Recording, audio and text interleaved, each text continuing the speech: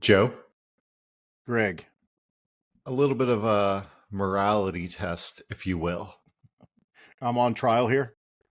Well, I'm just curious about your opinion on some things. Okay. Okay, go. Let's say you're dating a new person and, maybe there's some red flags along the way. Okay. I'm just curious. You tell me when it's too much. Let's say they don't have a stable job. All right. We'll move on. Let's say they don't have the best of friends. Friends can be worked on. I'm okay here so far. Let's keep rolling. Maybe the majority of their friends are cons. Oh, well. Questionable, but we'll continue. All right. How about the person you're dating is an actual ex-con? I might be out here. I think I'm out. Really? Yeah. Heart of gold. Think I'm Heart out. of gold, man. Plenty of fish in the sea, boys. Maybe I find someone without a rap sheet. They just need to borrow your car for a little while. Yeah. Okay. So, welcome to the Prime Cut Podcast, a movie discussion show aimed at recommending deep cuts, flawed gems, and forgotten masterpieces. Greg, Mark, we are welcoming back Paul to the program. Paul, welcome. Thank you. Excited to be here, especially for this one. Yeah, excited to have you. Last time you were here was Heat, which there's a through line because Heat has some overlap with the movie that we're talking about today, which is 1978's Straight Time. Now you understand the conditions of your parole. I gotta get along with you or you're gonna send me back to jail. Dustin Hoffman. You're on parole? I figured I served my time and I just earned a little bit of freedom. My friend, I see that you're going to force me to deal with you. Straight Time. All I wanna do is get a job. Job. Dustin Hoffman. Well, it's like a dream, It's every con's fantasy to be out here. I can't tell you the number of times I thought about a scene just like this. Straight Time. You can't trust me. I mean, what the hell? I'm just wasting gas, right? I don't want you to waste your gas. All right, you're gonna kill us, man! Dustin Hoffman.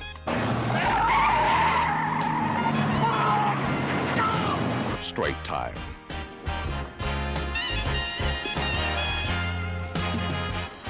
Dustin Hoffman. You're harboring a fugitive. Take my chances. I mean, a cop could knock on that door, put you in jail. Straight Time.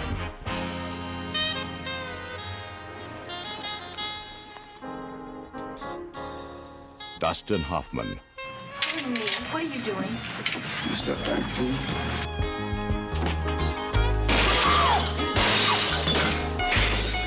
Straight Time. It's the time it takes for a man to lose or win.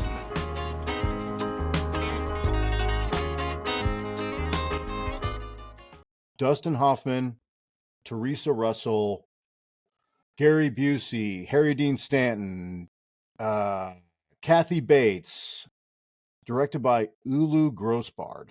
We're going to talk about him a little bit too. Emmett Walsh. Emmett Walsh, yeah. This does have like kind of a sneaky deep cast here. Boys, how do we feel? Let's start with this. I want Snap. Paul, I already know where you are here. We're going to get to you last. But Greg, I'm going to start with you, then Mark. I want snap judgment. Give me how did you feel about this movie? You've never heard of it. You've never seen it. You're a Dustin Hoffman fan. Go. Yeah, I love Dustin Hoffman. This movie starts out a little bit slow, but it kind of pisses you off pretty quickly. I'd never seen this movie. I'd never even heard of it. And I think that it was probably even for its time, a little bit of a deep cut when it came out. So just spoiler, that's where I'm going to rate this one. But it reminds me a lot of the movie with Michael Douglas, Falling Down. Ooh, Paul loves Falling Down. Yeah, I love Falling Down. I love Falling Down. Yeah, this feels very similar to that. Like Falling Down kind of probably took a page out of this movie, and Rebel Ridge in that same regards. Sure, is in the same category. Just a person that's just done wrong, and you as a viewer just kind of get pissed off along the way with it. Did you like it? I liked it. Okay. Mark. Let's get straight to it. Am I right? This one was interesting because I didn't know what to expect going into it. It's definitely a deep cut. I've never heard of this. I've never been like, ooh, let me look into Dustin Hoffman's background and then see what movies he did a long time ago. But this one had me captivated, if you will. It's a very grounded movie, and I think you can kind of tell from the pace of it. It's very slow. It's very dialogue heavy. There's no soundtrack. There's like hardly any music in this movie, which kind of really doubles down on the fact that this is a portrayal of a man who is too horny for burglary. He loves it. He's enamored by it. He wants to burgle everything, even this woman's heart. It was really good, man, and I think it has some deeper tones, kind of along the way of that are just kind of unsettling. I don't feel bad for him because he is a piece of shit. Dude, Mark. He is a convict. We got to talk about all of that. It's good. Yes. Yeah, it's good, man. It was really good. I think, and Paul, I want to get your take, of course, but I think that you hit on something that's really important. And Greg, you kind of hinted at it, but Mark, you really hit it on the nose, which is you can watch this movie as just like a crime thriller, crime drama. But if you look a little bit below the surface, there are heavy commentaries on recidivism, prison life, nature versus nurture. Is Max, the character Max, played by Dustin Hoffman, the lead character, is he created or does he choose this life? And there's mitigating factors to all that. And I think that is such a huge part of this movie, which blew me away when I first saw it, which was recently. Paul, give me your thoughts. And the movie doesn't try to answer any of these questions because No. I would just echo what you guys already said. I think the ending, which we could talk in more detail when we get there, but it's a really cool and thoughtful ending that sometimes it's kind of a little bit of a swing when you go to the mug shots in reverse chronological order. Mm-hmm. And then at the end, it's zooming into his eyes. And what is he saying with that? And what does it mean? He's not like tipping his hat one way or the other. The thing that like stands out to me with this is a Dustin Hoffman passion project. Like he bought the rights to this book in 1973 and this wasn't made until 1978. He was going to direct it and then he couldn't do both. And I know, Joe, we're going to talk about performances and where it ranks and all that stuff later, but you could see how serious they are about the content. And then, like Mark said, it's on layers. It has a deeper meaning. Like, what is it saying with that? And then it's just a character study with a character arc. Yes. If the first part is boring and you're really digging into what this kind of guy is and you have a lot of sympathy for him, and then that probably changes for most of us. And if it doesn't, you might have to look at your dark triad profile of where you sit on that scale. Yeah, that's true. Yeah, it's almost to me, it was almost, so the first time I saw this, I think, Paul, I reached out to you like a month or two ago and was like, I've never seen Straight Time. And you were like, you got to watch this movie. This is exactly the kind of stuff that you like. And when I watched it, I was like, how have I never seen this? Because this is like exactly in my lane. It's almost two different movies for me. The first hour, it is almost a separate movie. And you need both parts of it, but it feels so connected, but apart. And I think that's part of it is the writing, part of it is Hoffman's performance, and part of it is the theme that they're trying to explore. And to me, this is based on a book called No Beast So Fierce by Eddie Bunker. And we got to talk about Eddie Bunker. Most people will probably recognize Eddie Bunker from Reservoir Dogs, I think, is the first place that you would probably see him if you like the movies that we talk about. He's Mr. Blue in the group. He's actually the guy who says to when Buscemi is talking about like tipping and I don't like to give tips. I think he's one of the guys who's like, Paul, correct me if I'm wrong, isn't he like, these women live on these tips? He and Keitel are like sparring with Buscemi, I think. You know what these waitresses make, man? They make shit. That's right. That's it. That's Eddie. That's Eddie Bunker. That's Eddie Bunker. He doesn't have many lines in Reservoir Dogs, and he's in and out of the movie very quickly. Yeah. He's a real life convict. Yeah. Is the interesting thing about the guy. Like lifelong, kind of like Max Dembo. Yeah. In this movie. In and out of prison. He writes this book, which is basically the basis for the film. And Michael Mann is involved in some of the writing for this movie. Michael Mann also really likes Eddie Bunker. He basically based, I believe he based Eddie Bunker. He based Neil from Heat, De Niro's character, on a lot of the traits that Eddie Bunker talks about, like how to live life in prison, stuff like that. Paul? And Nate from Heat. Nate from Heat is literally a portrayal of Eddie Bunker, and you can see it in this movie. Yeah.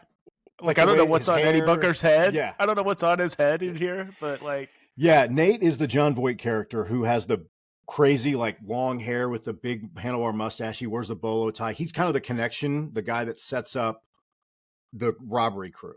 So Eddie Bunker is like a real guy. It's based on his life. There's a lot of stuff in here that I think you start to see as you pull out from different movies that he's been involved in.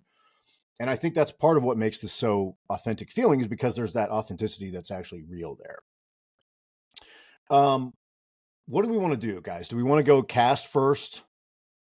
Yeah, let's talk about some of the names here. So where's Dustin Hoffman at this point in his career?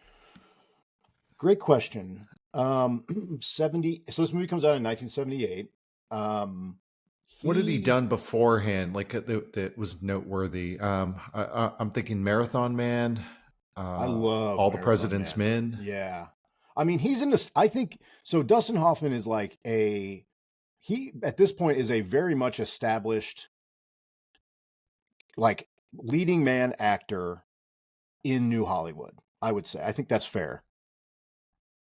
And still like picking cool things. Yeah. So like he worked on All the President's Men, kind of sidekick to Redford, which maybe a traditional like movie star wouldn't do. Or he was like in that Lenny picture by Bob Fosse, which is actually pretty good. He was kind of like the actor's actor. Yeah.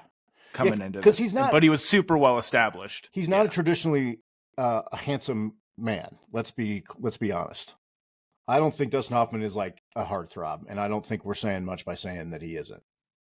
However, I don't know, man. He kind of came off as like, the guy.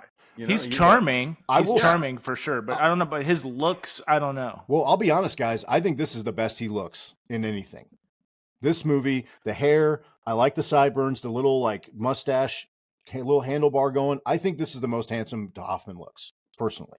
Yeah, he had a lot of aura, as the kids would say. Yeah. I think one of the first shots is him like walking down the street, and he's just walking and smoking a cigarette. It's like Lord of the Rings, but in fucking LA. He's just walking and smoking cigarettes constantly. He buys that hot dog for 60 cents and tips him $1. I looked up the currency change for the inflation. That hot dog costs over $5. Hell yeah. Well, LA hot dog for you, man. Did you guys notice, and we're going to get into this, but like he gets the hot dog and starts to walk away, and the guy's like, whoa, hey, you got to pay, which made me think he's used to getting food in prison. You don't pay there. You just get the food. There's no transaction. And he's obviously like looking around at the lights because he's just getting off the bus from Folsom Prison. So he does Midnight Cowboy. Dude, there's a ton of moments like that, Joe. Yeah, and we're going to hit on them. Like there really are. That's what's so great is the details like that are they pay attention to that stuff. Midnight Cowboy in 79, Straw Dog 71, Papillon 73, All the President's Men, Marathon Man, and then we get to Straight Time. So he's an A-list guy, and I think he probably is able to get this movie made because of, coming off of All the President's Men and Marathon Man, he's able to probably say, hey, I bought the rights to this movie. I've been working on it. I'm going to direct it. He even starts out as like, I'm directing it, which did you guys read why they had to get rid of, why he had to stop? Yeah, apparently he was, for lack of better words, he was like an asshole. I heard that, but I also heard that he was just not technically proficient enough. Like the movie starts with the character leaving Folsom Prison, I think, or maybe it's San Quentin. I believe it's Folsom.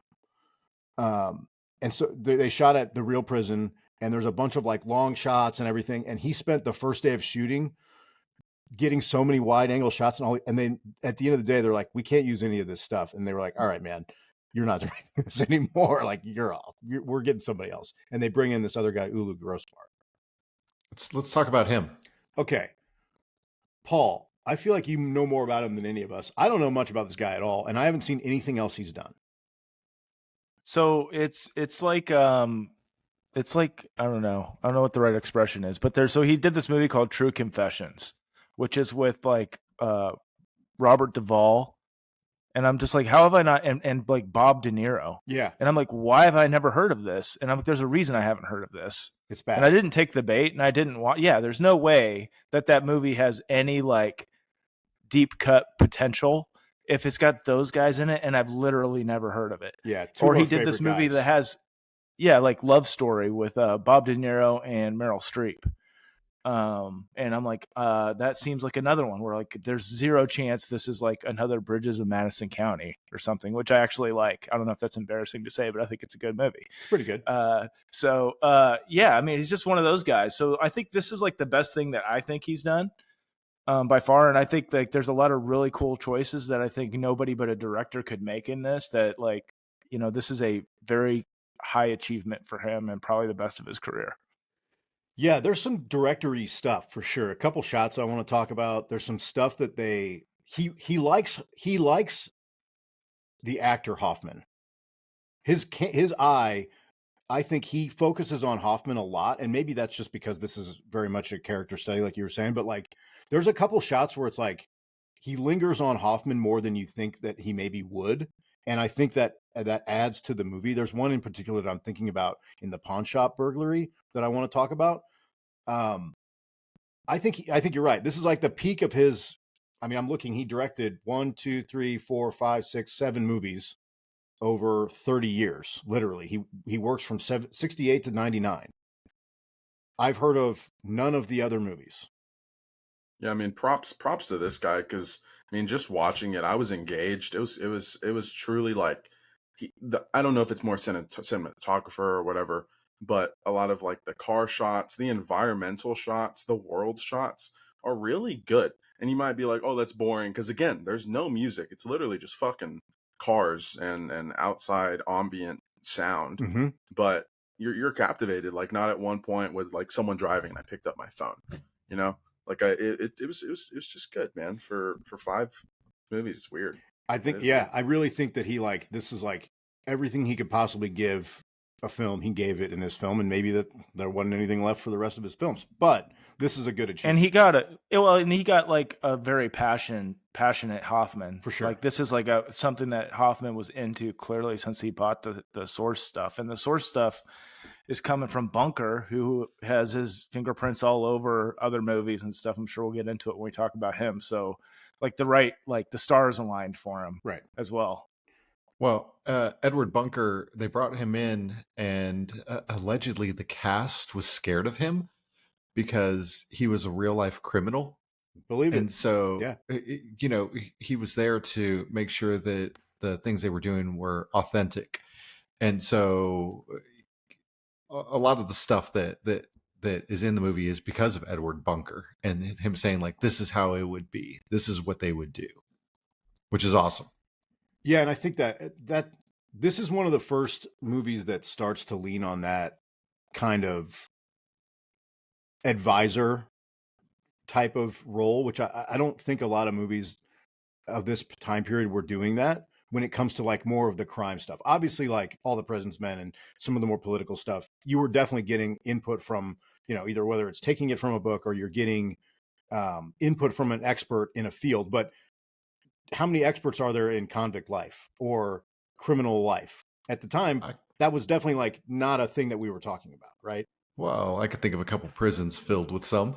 Exactly. Yeah, but that are also articulate enough to write a book, right? And then like be a quality consultant on set. And he actually like plays the character of what he got busted for the last time he got busted, which is not actually doing the robberies, but like setting them up. Like this is literally what he did. He's like the which is kind of crazy to think about. Yeah, it's like true to life in the purest sense. Yeah, I dig it. I think it's very cool that they were bringing him in and that they made it authentic like that. Let's talk about some other of the actors in this. Let's talk about Gary Busey. Okay. Pivotal role, although it's small. Yeah, when I saw him, I don't know if I've ever seen Gary Busey that young before. So I'm looking at what he had done before this. He was in A Star Is Born, the original. Yep. And I'm looking. I've not seen any of these movies before 1978. So this is the youngest Gary Busey I've ever seen, and he definitely looks it. Have you seen the Buddy Holly story? Yeah, I've seen that. Okay, but that came out this year, 1978 as well. Yeah. I haven't. Is it good? Yes. Yeah, it's worth seeing. Yeah, it's good. Yeah, he's really good in it. I mean, he got nominated for an Academy Award for Best Actor for that movie when this movie came out, which is crazy. It's good. So Busey looks like a surfer guy, and he's a stoner in this movie, but he catches you by surprise. He's still Gary Busey, the same as he always is. And if I'm not mistaken, that might have been his son in the movie as well. It is. It's Jake. It's Jake from, remember Enemy of the State, Greg? Yeah. That's him. Or the Frighteners. Frighteners. Come on now. I mean, yeah. Don't forget about the Frighteners, dude. Those Busey genes are strong, yeah. Man. I didn't even have to look it up. But I saw that kid immediately. I was like, damn. Busey has phases though. And I have a specific like Busey phase, but I think he also gets like a bad rap, and it makes me sad to see like how memed he is now, because he had like a mental accident or something, didn't he? Was it like a car accident? I think a motorcycle, yeah. But before the acting? No, recently. Later. Like in the late 90s, I think. Like there's like something where he's like, I like sausage, let's talk about sausage. And you see it or whatever, and you'll see the meme, and it's like making fun of him basically. It's kind of sad to see. But like my era, like this is a run he had like legit in a row. Lethal Weapon, Predator 2, Point Break, Under Siege, Rookie of the Year. Fire. Like I was in on all of those Absolutely. as a young man growing up. All of those are prime cut. That's like my Busey. And he was like great. He's really charismatic, and he just pops off the screen here even. He's a great actor. This is like a super early role. Yeah, he's great. Silver Bullet, young Busey. He's awesome in Silver Bullet. Yeah. He's good, man. And I think that this role doesn't have to be his role. He's basically obviously a former convict himself, an ex-con who was a friends with Hoffman's character at some point when they were in prison together. And he's very pivotal in the movie. We're going to talk about why, but I think that you kind of need to really like him or have sympathy for him, even though he's kind of the catalyst for a lot of the problems in this movie, which is funny. Like, aside from Hoffman's own behavior, Gary Busey's character really sets the tone for the pitfalls throughout the movie, two in particular that are huge. And he's got to be good, and he sells it really well in this movie, I think. He's good. Yeah, I love me some Busey, man. Yeah. You can't mention Busey without talking about Utah. Give me two. Of course. That's his most famous line, probably. Oh, for sure. Let's talk about the star of the show, huh? Miss Theresa Russell. Oh, man. God. Guys. Man, dude, there's a scene where she's lying in the bed, and I was like, she might be one of the most beautiful actresses I've ever seen in my life. I'm with you, man. I was stunned at her. She is incredible. That specific shot, Mark, is like, that's kind of a director thing too, because the rest of the screen was like pitch white. Dude, so white. It was like, this is the safest place in the world. This is like heaven.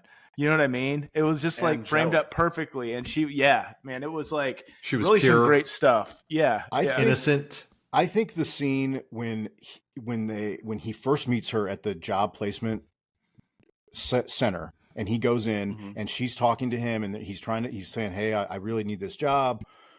I think that is the most naturally, like, the nicest person I could think of in a movie. She is like the sweetest person ever in that scene. And it's, if not naive, 100%, which is almost totally part of naive. An attraction. She's totally naive in it, but she is, from an actor standpoint, it didn't even seem like she was working from a script. I don't even know how to describe it anymore. Just her expressions. I don't know, man. I was just like, did they just find this person? Didn't even give her a script and be like, hey, here's the basis of what you're going to talk about. It seemed so natural. I was blown away. Was incredible in this movie. It's her second movie, and I don't think the first one it was a major role at all. So this is basically her first major performance as well. And you know, she's also like she's been around. Like you've probably seen her. I was doing research for this film, and I watched Wild Things again from 1998, just to do the work, guys. To do the to dig deep. Just research. Definitely research, right? And she's so like she's awesome. She's so like. But she's so like gimmicky and the part of it's the movie, but she could be an elite actress or she could be like, you're like, oh, okay. And it kind of fits for Wild Things. But this performance seems so, like you mentioned, Joe, like purely natural. Like she literally walked in off the street or they like had Hoffman walk in and it's like a documentary or something and she doesn't know. That's exactly how I felt. Natural. Yes. Yeah. She was amazing. She's not overdoing it. She's not overplaying. It almost seems like she's not acting. She's amazing. She's just talking. But what's crazy, Paul, is that when I was watching it, I was like, dude, she looks like a young Denise Richards. And then I looked through her filmography and she was in fucking Wild Things. That was insane. I was like, cool. Guys, I got a sixth sense for these things. Her IMDb That's like, that's some connecting there. Her IMDb, that's like cosmic connecting. Her IMDb profile picture, she's got to be in her late 50s, early 60s. 68 now. She looks amazing. She's just I'm in love with her. She was so great in this movie. I could not believe how good she was. Speaking of people that some of us are in love with, Paul was in love with a young Kathy Bates in this movie. Kathy. Look, I think everybody's like, oh, Kathy Bates from Misery, right? Mm-hmm. The farmer gal from Waterboy. That was in that. But like, she's like, this is young Kathy Bates, like from Waterboy. That's how I know Kathy Bates. That's how I know her. Oh man, that shows when you first know her from. We know her from Misery. Mark's like, Waterboy, Kathy Bates. I mean, it's fair. That's a legit. That's probably a better reference. Yeah, probably more recognizable role. Yeah, man. She was in The Office. Yeah, she's great. She's a great actress, but this is like her second or third role or something too. Like this is pretty early for her. She's she young. Looks great. I'll tell you what, she looks great. She does look great. She has 2 scenes, and she's really good. Everybody in this movie is like genuinely good, batting 1,000. Yeah, none of these actors are bad. Yeah, she's really good in this. Short hair. I like the short hair. She's doing laundry on the laundry line at one point. I'm like, Kathy, looking pretty good. All right. What was the term you used? Secret smoke show? She's kind of secret hot in this. Yeah. Secret hot. Yeah. She's sizzling underneath the surface. She's wearing baggy clothes, but you can tell she's hot. Yeah. Who else we got to talk about? Should we talk? Let's talk Emmett Walsh real quick, and then we're going to talk PO, please. So I know him from Blood Simple, I think, Coen Brothers. He's like a longtime character actor. He's been in everything. Paul, what's your relationship to Emmett Walsh? I mean, he's just one of those like guys that's like unique line delivery guy. Yeah. Like he just has like one of the most he's himself in every movie, but he's also super unique and he gives like different performances. Definitely for me, it's Blood Simple. Yeah. I love that movie. I've watched it a lot. And he's particularly evil and creepy in that. And I think he's perfect in this role. Like part of this is casting. Yeah. And like he was in a ton of stuff like Slapshot, Mikey and Nikki. He's in this Ordinary People, like Blade Runner, Silkwood, like Missing in Action. He's in a ton of stuff. So you'd recognize him. A lot of people would recognize him, I think. But like he's the kind of guy where if you have him in the right role in the right movie, like could people be as big of a dick as Emmett Walsh is in this role? No. I don't know. He's the ultimate in condescension and like just being a douchebag. I read that he ad-libbed almost all of his lines for this movie. So really? He didn't go off the script. And Eddie Bunker was like, no, that's spot on what a PO would be like Oh my in this. gosh, Wow. dude. That says These a guys lot. that have pockets of power that have like these and just abuse it Yep. because they're petty people. Yep. You know? And Yeah, he captures it perfectly. I don't know too much about POs in the 70s or the 80s, but the way he portrayed it was almost like he needed to get paid. So to get paid, you have to send your guy to jail. Like you need to put him fucking back. I don't think that's correct, but I think that your assessment of how he behaved makes it seem like that.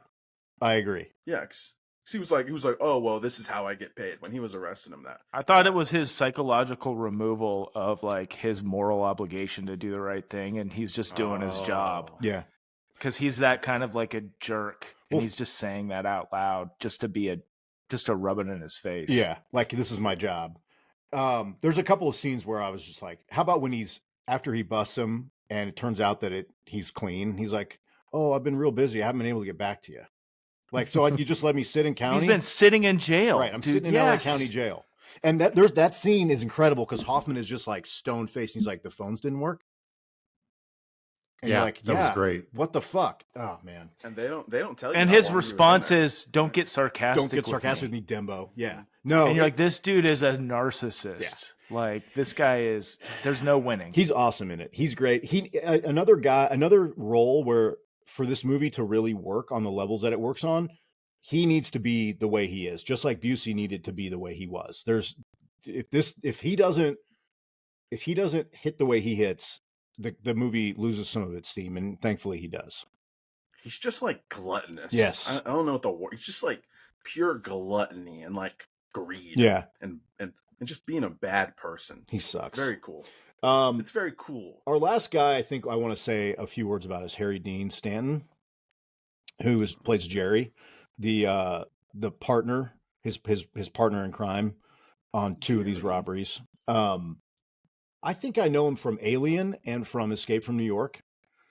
He's like the classic character actor. He's almost like the Steve Buscemi of his time. Not a handsome guy, but very much like fills the frame. He's compelling as an actor. Greg, what do you got here? I know him. I mean, he's been in so many things, and like you said, he's a character actor. Mm-hmm. I know him from Christine and Green Mile. Oh, sure, absolutely. Two ones that, I didn't even think of those. You're right. Yeah, he's awesome in this. He has the funniest line in the movie, I think, when after the second robbery is gone bad, and he's like, "You're a fucking pathetic human being." I like that line, even though it's tragic. But he basically plays this guy who, again, another connection Hoffman's character has from prison, who he wants to be involved in these robberies. The scene when Hoffman's trying to convince him to do the jewelry store robbery, and Hoffman's like, you want to do it, and he's like, yeah. That's just like, holy shit, man. This character's amazing. He's incredible. And the fact they got like Harry Dean Stanton doing it, he's another one of those like actor kind of guys. Yep. Where like all the actors would be like, oh, he's in it, let's watch this movie. Right. But like the scene when he's at the pool, he's like, "Get me the fuck out of here!" Yeah. He's like, "What do you got? What are you working?" It's like, oh my god, life. It's so insightful though. Yes. Like it's saying so much. Right. I'm sure we'll get there, but like, no, that's exactly it. Nuggets throughout this whole movie. This is like normal life, straight time, which is life outside of prison. For him, he was like, I can't do it. He's got this great wife. She seems fun. She's making him burgers. They're sitting by the pool drinking beers. Super understanding. Yeah. Like talking about, she totally gets his whole ex-con thing. And he's like, get me the fuck out of here. Yeah. As soon as she leaves the table, he's all, please. Yeah. So I'm tired of this shit. I'm tired of these burgers. Right. Got the pool in the ground this year. All I need now is a new car. Right. We'll have everything. It's like, oh my God, this guy's depressed. Yeah. He hates it. He hates it. I think we got to dive in, guys. We've talked about the cast. There's so many people in this movie. All right. You wanted to talk Oscars and nominations, maybe, huh? I think we cover that? Let's hit on the fact that this movie didn't get any. I think Annie Hall won that year. Year after. This was the Deer Hunter year, basically. Yeah. Deer Hunter won Best Picture and it won 5 awards. And director, and I didn't know Walken got supporting. Yeah, best supporting. That's his That's only. kind of cool. That's his only. That's his only. Only Oscar. But I mean, Meryl Streep was nominated for that. Best Writing, Deer Hunter was nominated for that. Didn't win. Coming Home won. Best Screenplay, Oliver Stone won for Midnight Express. It's a banger. No But love. you said it already. No love. You said it, Joe. Go ahead. No love for what? No love for Straight Time. No, you said the Busey connection was really the one. Yeah, for the Buddy Holly story. Yeah, he's nominated for Best Actor in the Buddy Holly story while still performing pretty pivotal role in this movie. So, all right, let's dive in. I'll set us up here, please. So the movie starts out and we get Dustin Hoffman, basically the day he's released from prison. We get him walking around, gets a hot dog. He's kind of getting himself set up. He gets himself a hotel where it's $18 a week. I like seeing that. It's like a real crappy hotel where there's basically, it's like one room and a sink. Mm-hmm. And then there's like a bathroom across the halls, what the lady tells him. But then he goes to the job placement company. Hang on. And that's where let's back up. Here's one thing we got to talk about. Did you guys notice that he was not supposed to? This is the first time where you're like, okay, I feel for this guy. He's getting out of prison. He's trying to acclimate, but he goes to the hotel and he's not supposed to. Right. He's supposed to go to the halfway house.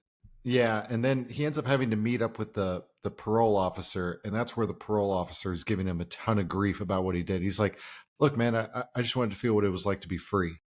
I just wanted to walk around. I just want clothes, a place to stay, and a job. Yeah, I just want someone not to have to tell me it's 10 o'clock, time to go to bed. But the rules are he's supposed to check into this halfway house, which is like connected to the parole office so that they can monitor him. They know when he's coming and going. And he calls in and is like, hey, tell my PO this is where I'm going. And he doesn't do that. Right. This is like the first kernel where you're like, okay. Or you're like, maybe this Earl character played by Emmett Walsh, she's the biggest jerk on earth, is like forgetting, quote unquote, this to message. check his voicemail. For sure. Or just ignore it. Just he saw it and he's just saying and just lying to his face about receiving it. So I'll tell you this, guys. I watched this movie twice and I have had different reactions the first time I watched it and the second time. Knowing how the movie goes, I think about it differently now. Having seen the full film, the first time I saw it, I was like, man, this guy just wants to walk around. He just wants to be out. He's free. This is bullshit. This PO's riding his ass. After I watched the movie, I was like, this motherfucker's not following the rules. No wonder he's a piece of shit. It's the first inkling where you're like, he's a fucking swindler. Something's going on here. He's a manipulator. Yes. He's a man on a mission and he's horny for burglary. He wants to commit. Yeah. Hey, you guys need to chill out. He's not that at all. He just doesn't like authority. That's it. He just wants to live his life. Wants to breathe the air. Well, I don't know. Like, I feel like the first part of this movie has me gaining sympathy 100% for Hoffman. Because even though you guys technically are right, like he is not following the rules at all. Like, I'm so sympathetic for him in that interaction with the parole officer. Yeah, and I think because I'm grows. just like, God, this guy is just like, this is overkill or whatever. I do think technically he's right. I think the sympathy grows though, Paul. I think you're right because Greg, to your point, the next thing that he does is he basically tries to go get himself a job. Yeah, because the underlying like rules of his parole are you need to be housed and you need to have gainful employment. Get a job by the end of the week. And I'll basically lay off you. Well, that's what, because Emmett Walsh says, look, I'll let you stay outside the halfway house if by the end of the week you can show me that you've got a job. So he goes to the typing place. I was watching this. I was like, it was confusing for me to understand what was going on at first because of my age. Mm-hmm. And I was like, what is he doing? He's like typing. Is he typing the resume? Is he in a library? And then like, the love interest comes over, grabs the paper and sits him down. You're like, oh, this is a job placement company. Yeah. This predates LinkedIn and all those other like monster trying to find a job. You had to physically go to a place like this. Mm-hmm.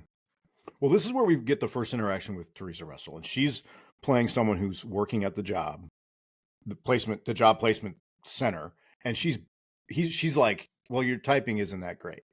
And that's when he starts to really, this is when I was like, man, this guy is trying. Because he was like, I just need this job. He owns up to it. He's like, I'm getting out. She's like, where was your past employment? He's like, I didn't know if I should put convict or not. I was a convict. And she's like, oh.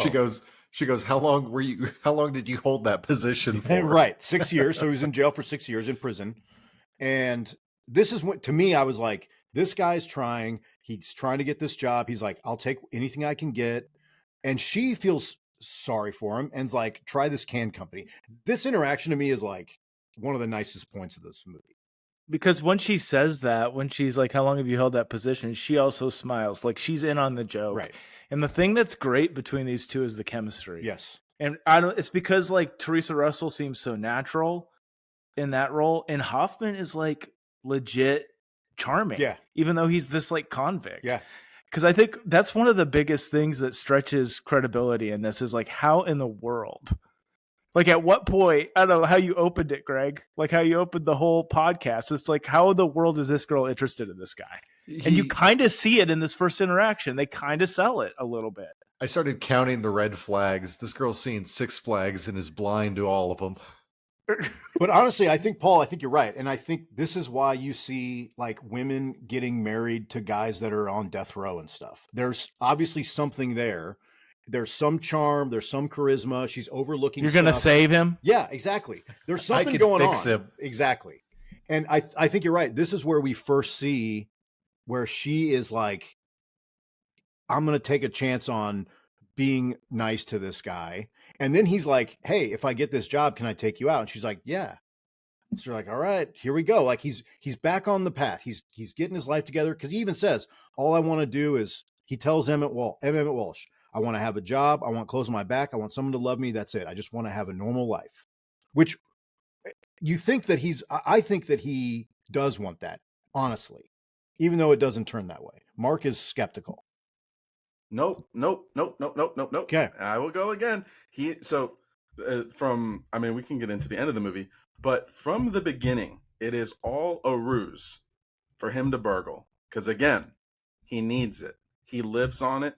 I think that, have you ever wanted to do something so bad that you'll do all the boring shit to get to it? Any kind of video game you play, going to a car dealership and buying a car, all that boring shit you will do, saving money to do something special for your loved one. You'll do all this shit for what? What's the end goal? His end goal is to fucking burgle. So he gets a job, he gets a hotel, he does all these things to get his PO off his fucking ass so he can go burgle. Interesting. This is the whole point of the movie. I mean, this is an interesting take. He was never interested. I don't think he was interested in that chick. I think he just did it so he can look like he has a normal life, so he can look to his PO like he has something going on, and he's definitely not going to a fucking bank and robbing it. He's setting up all these little pillars so he can do what he really wants to do. This is it. And get what is, and that's I think your take is not wrong at all. I think this is the whole underlying theme of this movie, which is like the recidivism of the American criminal justice system. Is Max created? Did he come out of the womb being like, I'm a bad guy? He was just going to be that no matter what. He's a criminal no matter what. Or nature versus nurture. Exactly. Did the system impose itself on him and he has nowhere to turn and he's kind of caught up in this? Yes, he has decisions that he can make, but he's caught up in this life and this is the only route that he knows. And I think I tend to lean more towards you, Mark, but this movie makes me think that he's repressing that until he gets spun out of control. That's what there's multiple parts specifically where he's talking. Sorry, Paul. There's multiple parts specifically where he's talking to her, and it's mostly him wanting love or like him trying to build a life. Mm-hmm. I think it's all a facade. Interesting. I think he just wants the womanly connection because there are many points in this movie where he obviously does not give a shit about this woman. True. Many times. Very true. Many times. He's not even coming home. We can talk about it. We will. But that's where I stand. Paul, sorry.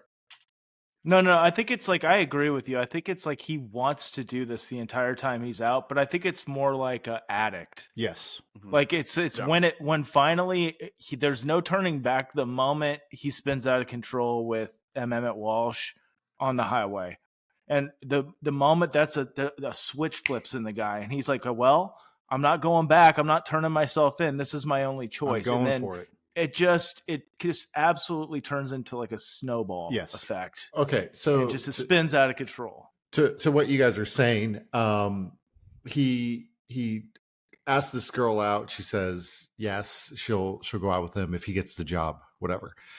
Afterwards, he calls up Busey, and Busey comes to pick him up, takes him home to have dinner. When Busey leaves the room, Kathy Bates, Busey's wife in this movie, she basically tries to like tell him to stay away. She reads through the bullshit. And also, you're right, Greg. And the other thing is, this is another thing where it's like he's not supposed to be associating with an ex-con. The rules of his parole, and he breaks that rule right away. I want to talk about this scene though, because I think the scene with the four of them, including the kid, eating dinner is like kind of heartbreaking. It was very fucking good. It's great. It was wholesome. That shot did not move. No. That shot was, you were standing in that room looking at the table from the corner. Yes. It was fucking wild. I was just so impressed with the second time I watched this. So what happens is basically Busey's, you can tell he's like trying to work on his life, and Kathy Bates is his wife, and she's like, yeah, he's really working hard. And their son is there, and they're like play fighting around, and the kid, after the little kind of like they're like fighting, and then they stop, and the kid throws a late punch and hits Busey, and you can tell that Busey's mad. And I looked at Hoffman's face, and it looked like he was having a real reaction where he was like, uh-oh, like what's going to happen? And in the movie, you're like, is this guy going to beat the shit out of his kid in front of Hoffman and his wife? Like, what's going to happen here? And he kind of like reprimands him, and the kid's like, I'm sorry. And it's just like such an incredible 2 minutes. And then he apologizes, and he's like, can I go with him for a few minutes? I didn't mean to lose my temper with it. It's just like, I don't know, man. Leading up to that, where Kathy Bates confronts Hoffman, is such a realism piece of this movie that I was like, that's just like a masterclass. Yeah, it was, because there's so many dynamics. There's no like explicit dialogue, but you're understanding everything about the dynamic, right? And like Hoffman's like sitting there. The other thing that's kind of isn't like a plot point, but like when he walks out of prison, there's nobody there for him, right? And like even other prisoners has a family that's greeting him, so it's clear this guy has nobody, and that's part of what makes this scene sad. Is like it's just him like kind of barging in as the third wheel on their dinner. But he's still, and but he has nobody to do this with. He's still like charismatic though. And I thought he's sweet with the kid. He's nice to the wife. And then she's like, basically like, get the fuck out of here. And do you feel sympathy for Max, Dustin Hoffman's character in this scene? Yes. Because I feel tremendous sympathy for him. This is where I like feel bad for him as a character. Yes, I did. Because he was like, but I get because she's basically like, you need to stay away because Willie, the Busey character, is like working on this riveting job. He's got a good job. He's doing good. I don't want him around any influence that's going to throw him off track. And that's you. And he's like, I get the message, and he just leaves.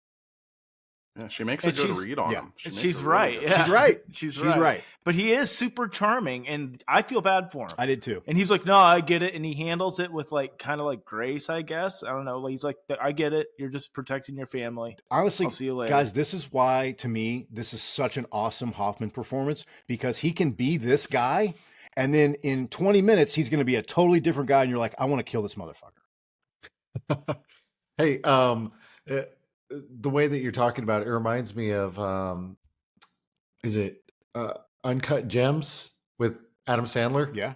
The way he just like is in intense crappy situations, and it's just like it's an addiction thing. What are you doing, man? Right. Yes, I think that's very similar. It's a great call. Dude, the falling down comp and that comp are elite. It's good, Greg. It's just so perfect because they have the same like these guys are like sharks in the water. Like their eyes go black and they're not even thinking anymore. Yeah. That like both of those characters have exactly that like mind-numbing Right. like pursuit of whatever's on their mind. But you get to sit as a bystander and watch it all and just go, "What are you doing, you dude? idiot?" What are you doing? Like, how much anxiety do you have in a couple of the scenes we're going to talk Oh about? yeah, my God. yeah. What Yes. really sets in is again how this movie's grounded. I feel like we've probably all been in that situation where you go to a friend's house, or even when you were younger, older, Start doing and heroin? you experience Oh. this. Yeah, you start shooting up. No, you experience the mother and the dad fighting, or your friend fighting and getting in trouble. We've all experienced that, and they portrayed it so articulately. I agree. It's incredible. Yeah. Where you get to be a fly on the wall for the awkwardness. You're just watching, and you're just like, "Can I have some coffee?" Or Can I get out? you're petting the dog, you know. Yeah. You're just like, Yeah, man. Just get me out of this situation. Well, so he gets the job. He takes Theresa Russell out, and we get Dude, the job is brutal, by the way. brutal Hold, job. hold Isn't on, it like- but before he gets the job, he takes Busey back to his hotel. Okay, I thought that came and later. Busey, yeah, and Busey yeah, starts to shoot up Yeah. in his room. So this scene it was another scene that builds sympathy for me for Max, because you're right. I think so. I didn't even think about this the first time I saw it. The second rewatch, he's bringing a big piece of plywood because the bed's uncomfortable. So that sucks. And he's like, "Oh, help me lift this up." They set the plywood down so that he can. It's more comfortable for him to sleep in this crappy hotel room. And you're right, Greg. Busey starts getting his rig out to shoot heroin. Yep. What? No. First of all, he isn't like, "Hey, man, do you mind?" He's just like, "I'm going right for it. I'm away from my wife, so I can do this." Because we already have had interactions with her. She's probably on his ass. So he's like, I gotta get any second I can shoot up, I'm gonna do it. And this, to me, I was like, oh man, because Hoffman goes, I could get 3 years for that. Because he locks, which I think the is door. the first great line of the movie. Yes. He goes, I'll get 3 years for that right there. Right. Or whatever it is exactly. Yep. But like, it's a really great line because he's just seeing it in time spent. Yep. Like, come on, man, are you killing me? But it's also another thing to show you, Paul, that he knows what the rules are. And he knows what he's supposed to do and what he's not supposed to do. But he's also a loyal guy. And he's like, well, this is my buddy from the pen. If he's going to shoot up, he's going to shoot up. Okay, I'm going to let him do it. He's got nobody else, Joe. Exactly. Right? Like the only place he could have dinner at was at their house. Right. And his wife doesn't even want him there anymore. Yep. And he knows it now. Yeah. Like, what's he going to do? Like, turn away all of his last three friends, all of which are like former They're all cons. cons. himself. That's his whole community. Yeah. That's right. He doesn't have like a cousin or anybody. Right. That he contacts in this movie. Mm-hmm. No parents, no siblings. You're right. He doesn't nothing. even make a phone call. You're right, man. I No. didn't think about that. He makes lots of phone calls. Well, not to anybody worth anything other than anyone.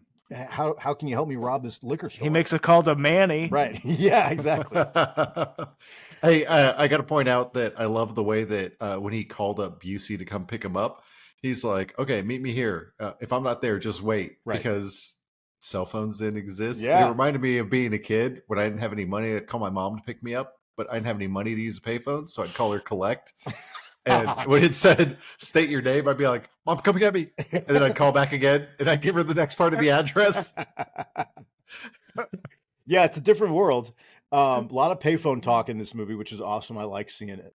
Okay, is this where we're at? So we get the job? Yeah, so he gets the job at the cannery. Looks which horrible.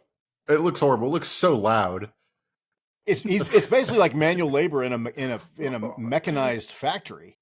Yes. But it's like cool how it shows you like the process of the cans being made and stuff. So like you're kind of interested, like, oh, this is kind of cool. It's kind of like an industrial like documentary or whatever, or document. You know what I'm saying? Yeah. Yeah. And so then you're like, this is cool. And then then you're like, wow, this is insanely loud. And Yes. then like he's pushing this cart and this lady bumps in and she's like hyper pissed about it. Like, get out of here, you peon. And it's just like they make it the like worst job in the world. It looks You awful. feel more sympathy for Max again. And they're all dressed like they work at a fucking bank or something. It was Just so the times, weird. man. But you're right. I did notice he's like in slacks and a button-down shirt, and you're like, okay. With the biggest sweaty. collar ever. Oh yeah, yeah. Joe, did you like the fashion in this movie? Loved it. There's a couple of outfits that I I'm thought like, you I did. would wear that shit. Dude, the cars, Yeah. just even on the side of it's like 1978 Southern California. Yeah. Like you're just transported there in this movie. There's no like stages and stuff like that. They're like shooting on For location. sure. It's super cool. He's got a couple shirts that I really dig. Oh yeah. So he gets the job, and so he makes due on his promise. He calls up the girl Jenny. from the payphone, Yep. Jenny, and he asks her out on a date, and she agrees. Second red flag. Yeah. Well, the conversation they have at dinner to me is when I read that Michael Mann worked on the script, I'm like, of course he did, because in every single Michael Mann movie, there is a scene where the character talks about his time in prison, whether it's Thief, whether it's Heat, whether it's Black Hat. All of those movies, he talks about this is what it's like on the inside. This is what could happen to you on the inside. This is the discipline you have to have in order to be in prison and stay alive. And Max is doing that to her. And she's like, oh my God, that sounds so bad. And he's like, actually, the rules are so much more clear in there than they are out here. He's like, I used to dream about being outside in a conversation just like this with a girl. He's like, it's actually easier on the inside. And that's when you're like, uh-oh, I don't know, Max. We're walking a tightrope here, man. I don't think you're cut out for this. He's talking about prison shanks, showing her how the spoon could be a shank. Yeah. And but he's like this, he's like, this society in prison is so black and white. This is what happens. If you do this, this happens. If you do this, that won't happen. And out in society, there's way more things that I have to deal with. And he's almost like admitting to her, like, I don't know that I can do this without coming out and saying it. And part of what makes it really so great is that you feel like it's totally real. Like you're looking inside somebody that has actually experienced it, because you actually are, because this is based on, Ed Bunker's book, which like he lived this. Right. So like and he's there on set to help like consult on this stuff. It just adds this like tinge of like, this is like actually somebody had this conversation before in history. Yeah, he definitely like somewhere in some hole in the wall, like restaurant had this type of conversation. You just feel like you're kind of like right there with it. And their chemistry is amazing in this scene, just off the charts. So this has to be spoken about. The check shows up and he looks at the check and he realizes he doesn't have enough money for it. And he suggests, why don't we just walk out? Why don't we just like dine a ditch, you know? Not an impulse you want there, Greg, for your daughter as a recommended like red flag. Another third red flag. Third red flag. Yep. All right. Here's my hard moment of the movie. Okay. She offers to pay so they don't have to dine and ditch. And he says, okay, but give me the money under the table. So it looks like I'm the one paying. Yeah. So it looks like I'm the one paying. He's That's like, hard. We both know that I'm a scumbag, but I don't want all these strangers in the restaurant to know I'm a scumbag. But then they juxtapose it with this like really sentimental like close up of their hands touching. Yeah. Yes. And you're kind of like, oh, yeah. And then so it's just like makes you feel like this guy sucks, but like that's a sweet moment. Dude, this is two separate movies. This is two different movies. Yeah. This is a rom-com heist movie. And we're getting close to the tipping point when it becomes a different movie. And that happens when what, Greg? We get the PO visit. Yeah. So he agrees to set up another date with her. So he's shows up and his hotel, and he's trying to like get changed or whatever so he can go out for his date. And the PO was let into the room by the management. And at that point, PO starts basically kicking over rocks and harassing him. It's kind of like a little bit of a shakedown. And he finds the matches that Gary Busey's character left there to shoot up. Yeah, and we got to explain this really quick because it's not just like a couple of matches. So in order to shoot heroin, you need like an actual flame. So what a lot of times heroin users will do is they will light the matchbook, the cluster of matches that are stapled together. They light that together all at once because that's enough heat to cook the heroin in the spoon. So if you see that matchbook like that, that's like very much a telltale sign, like this was used for someone to shoot up heroin, which he finds. Right. Yes. And this is kind of like the dialogue is so great too leading up to it because he's like, Max opens the door and Earl's like, hi. And he's like, well, can I come in? He's like, well, yeah, it's your room. Like, he's like, no big deal. But this guy's the biggest jerk ever. Yes. Cause he's like acting like he's not being the biggest jerk ever in this moment. Right. Like he's just acting like it's no big deal. I'm doing my job. Right. The setup is so good. Yeah. Then he hits him with the handcuffs and handcuffs him to the bed by surprise. Yep. Real jerk move. Yep, because he's tracking. He's like, let me look at your arms. He's looking for track marks. He doesn't find any, but he handcuffs him anyway. So it's like, I'm not using. There's no, and he's like, I'm just doing my job. I'm gonna haul you in. We're gonna, you're gonna have to submit to a urine test in county, and when it comes back, if you're clean, no big deal. Like, oh, no problem. This is just a quick stop at LA County Jail. Basically, is how he frames it. So Max goes to jail. Yeah, he takes him, and it was very strange because he's like has to do this lineup, and they're telling him to like empty out their pockets, and they're like searching them. Then they're like making them take their clothes off, and then they're like delousing them. You see all of that, by the way. Yeah, they're taking you through every step. And I was like you're seeing the actual process at that time in Southern California in 1978 or whatever. It's really cool. It's really good that way. And Max is like totally at home here, by the way. He's despondent. He's pissed, but he's also like turning around. He's not like looking around to see what other people are doing. His pockets are already empty. He knows exactly what he's doing. Here you go. Put this down here. They're telling me what to do. I'm comfortable with this. He knows what size shirt that they're going to give him. He's like, give me a medium. Like and it's like a subtle acting thing though, right? Like he's like, I'm intentionally looking at home here. Yes. Because this is what I'm comfortable used with to this. in this institutional environment. Yes. Yeah. I was confused on this part because he was only supposed to go for testing, but this is a full intake for him. Right. Like if he was going to stay there forever. So I don't understand. So he's not, they didn't explain it, but this is what's happening. His parole has been violated.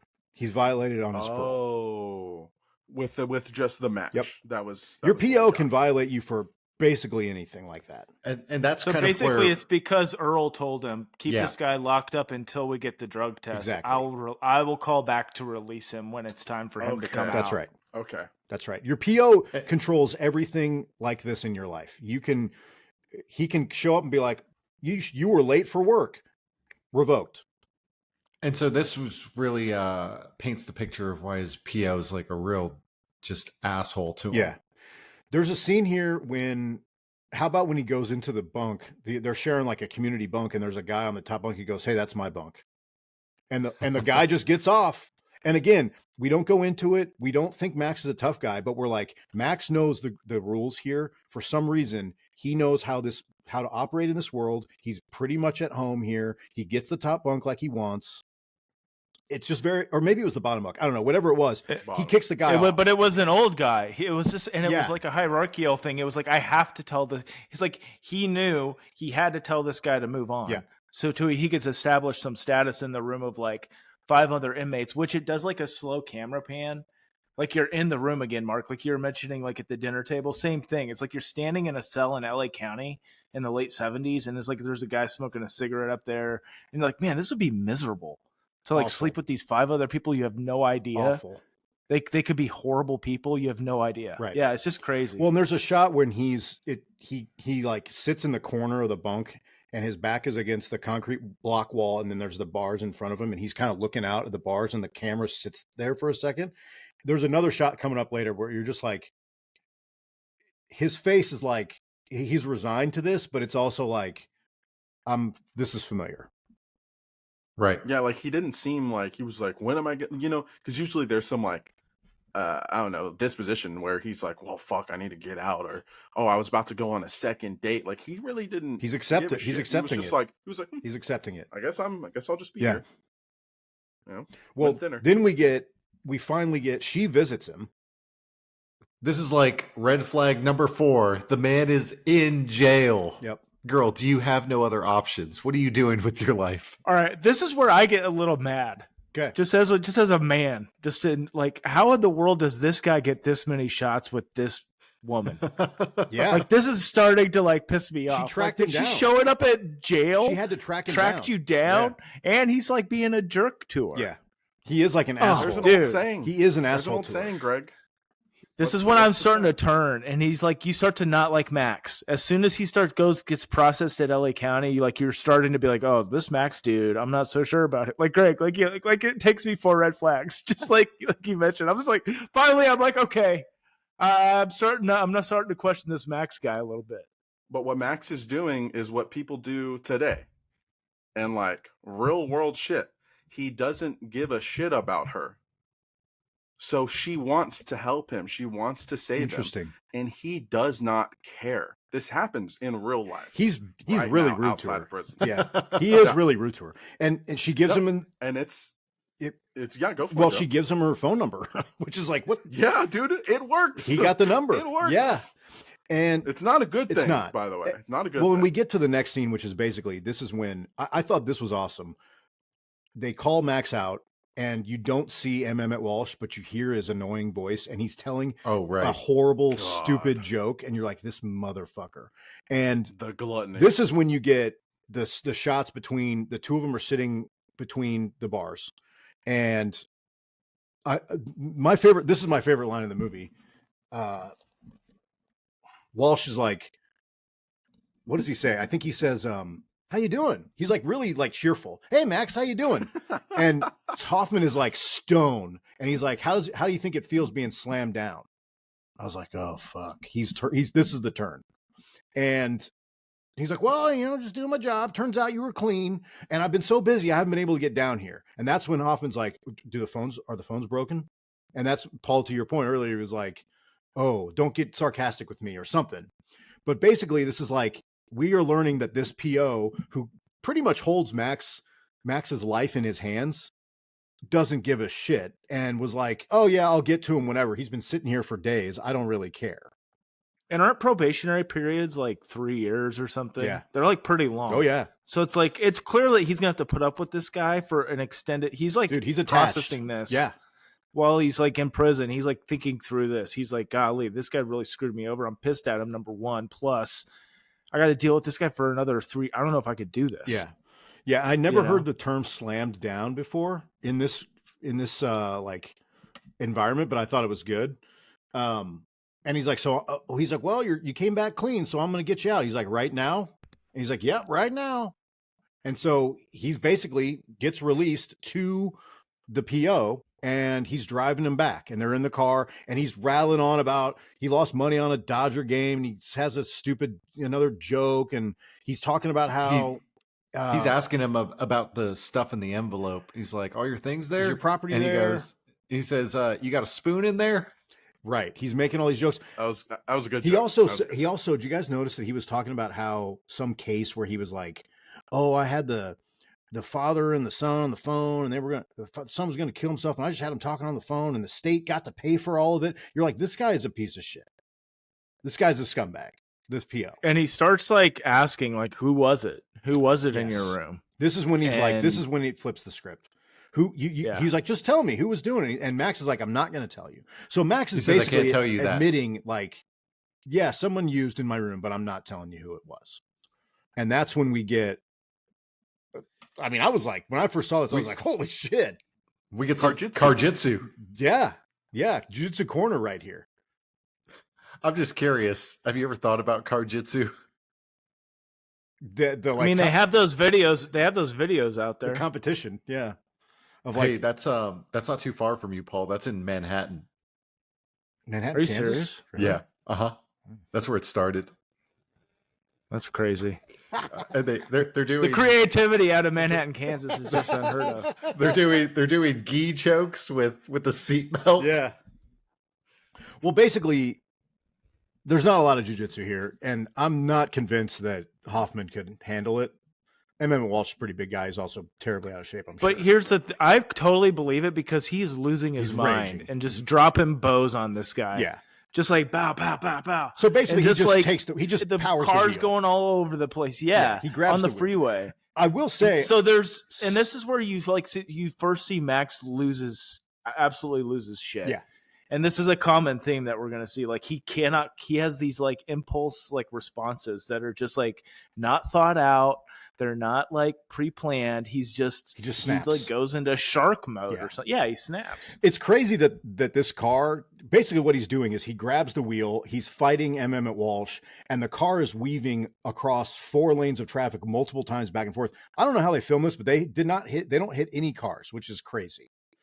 And at that point, Emmett Walsh finally slams on the brakes, and he's kind of beaten down to where Hoffman jumps out, runs around, grabs him, hauls him out of the car, slams him up against a chain link fence like a divider between the highways, handcuffs him, to the fence and Handsome.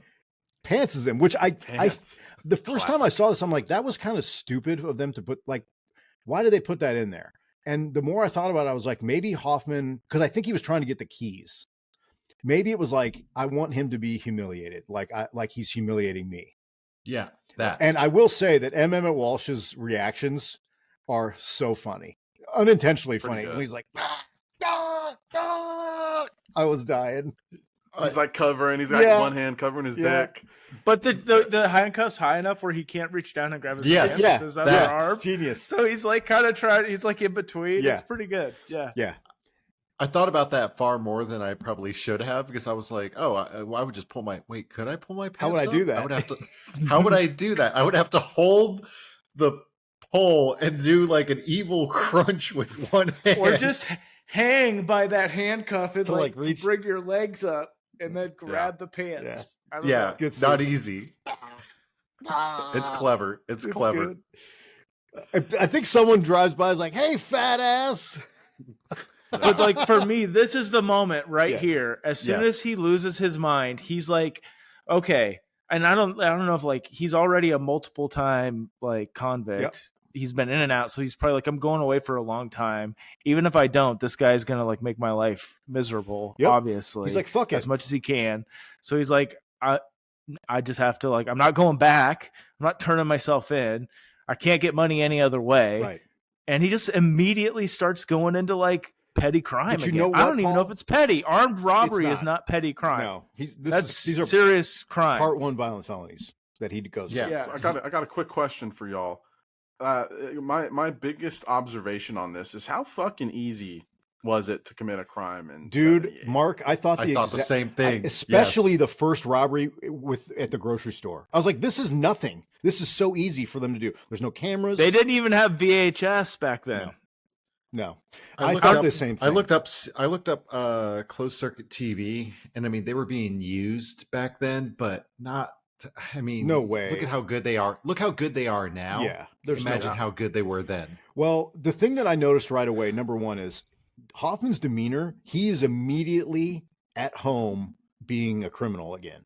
Just even on the locked street. in. He's like, this is my life. I am okay with this. This is so much easier than trying to hold this job down and deal with my PO and romance this girl. I'm robbing people. He goes immediately to Busey's house. I caught this on the second rewatch. He goes to Busey's house and says, hey man, I need my car. I need your car. Can I borrow your car? Just a couple hours. Busey's like, sure.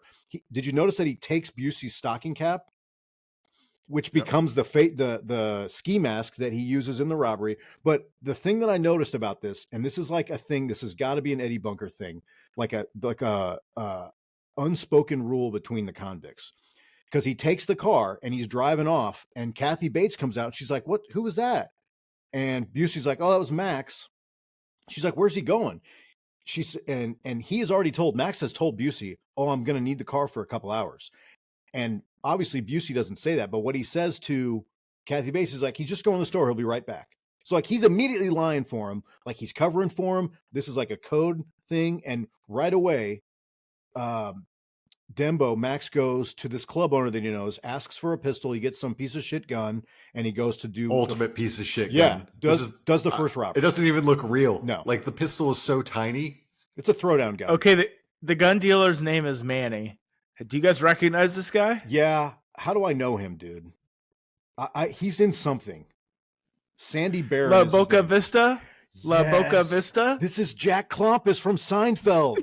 The pen. Yeah. Take the Oh, pen. wow. That's him. Oh my You want the god. pen? Wow. Take the pen. Take the pen! Take the pen!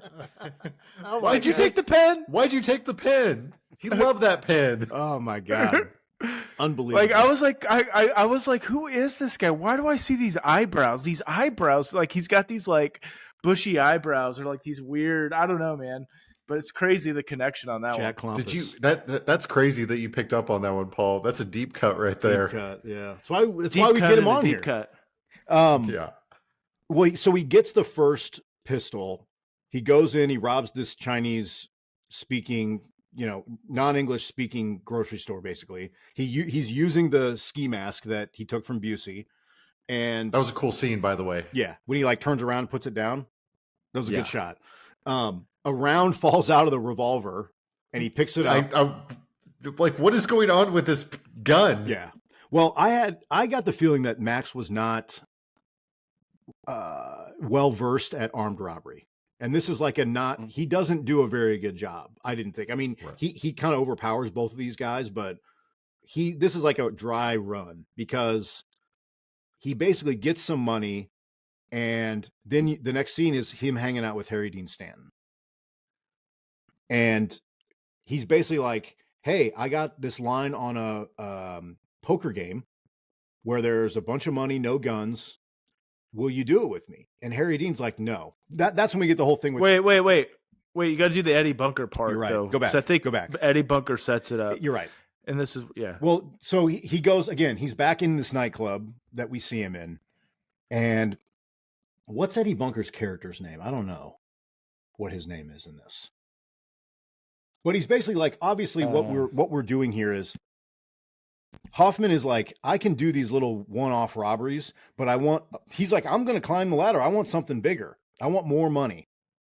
And he goes and he meets up with Eddie Bunker, who is, again, we've talked about him a bunch in this podcast already. I don't know what his name is. It's probably Eddie, honestly. And what Eddie Bunker's role in this is he's the guy who like sets up these robberies. He knows who comes in and out. He knows who's working what and where. And he's like, there's this poker game. I got this poker game, man. These old guys, old fat guys. There's no guns there. And basically, Hoffman's like, I need another guy and a driver to do this job. And that's where we get, we meet another guy. He's like, oh, maybe this guy can help you. It turns out that guy doesn't end up working for them later as the driver. But then we go to Harry Dean Stanton, and we meet Harry Dean Stanton and his wife, Jerry. And that's when we get the scenes that we talked about earlier, where they're out by the pool and, he's talking about this and that. One thing, guys, did you notice that when they talk to the wife, she's just as plugged into this ex-con world as the guys are. She's like, oh yeah, my old ex-husband, you remember him, Lumpy? He did time in Folsom. And Max is like, oh yeah, I know Lumpy. Like, this is her community as well, where she's been married and lived with these ex-convicts before. This is Harry Dean is just like another guy in the line of people that she's associating with in this criminal like underworld of LA.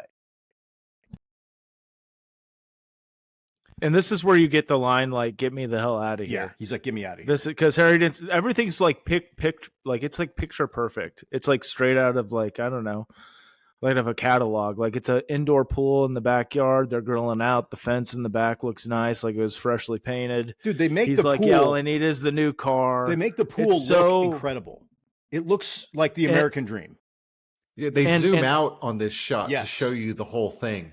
And it's my favorite shot of the whole movie, Greg, because it's like Harry Dean Stanton playing the guitar, like legitimately playing too. Yep. I was like watching, I was like, oh, he's actually playing and singing that, which is kind of cool. And then it does like a boom shot. Like, they brought like a crane out and they like had the camera like backing all the way up. It's like an awesome shot. It's a really good shot. Like, why does this guy want to leave this? Right. Why does Harry Dean Stanton want to leave this? It's crazy. He's an addict. At some point here, Dustin Hoffman's character visits his girl, and he basically tells her that he's jumped parole as well. And they have a whole talk about this. And it's like, come on, girl.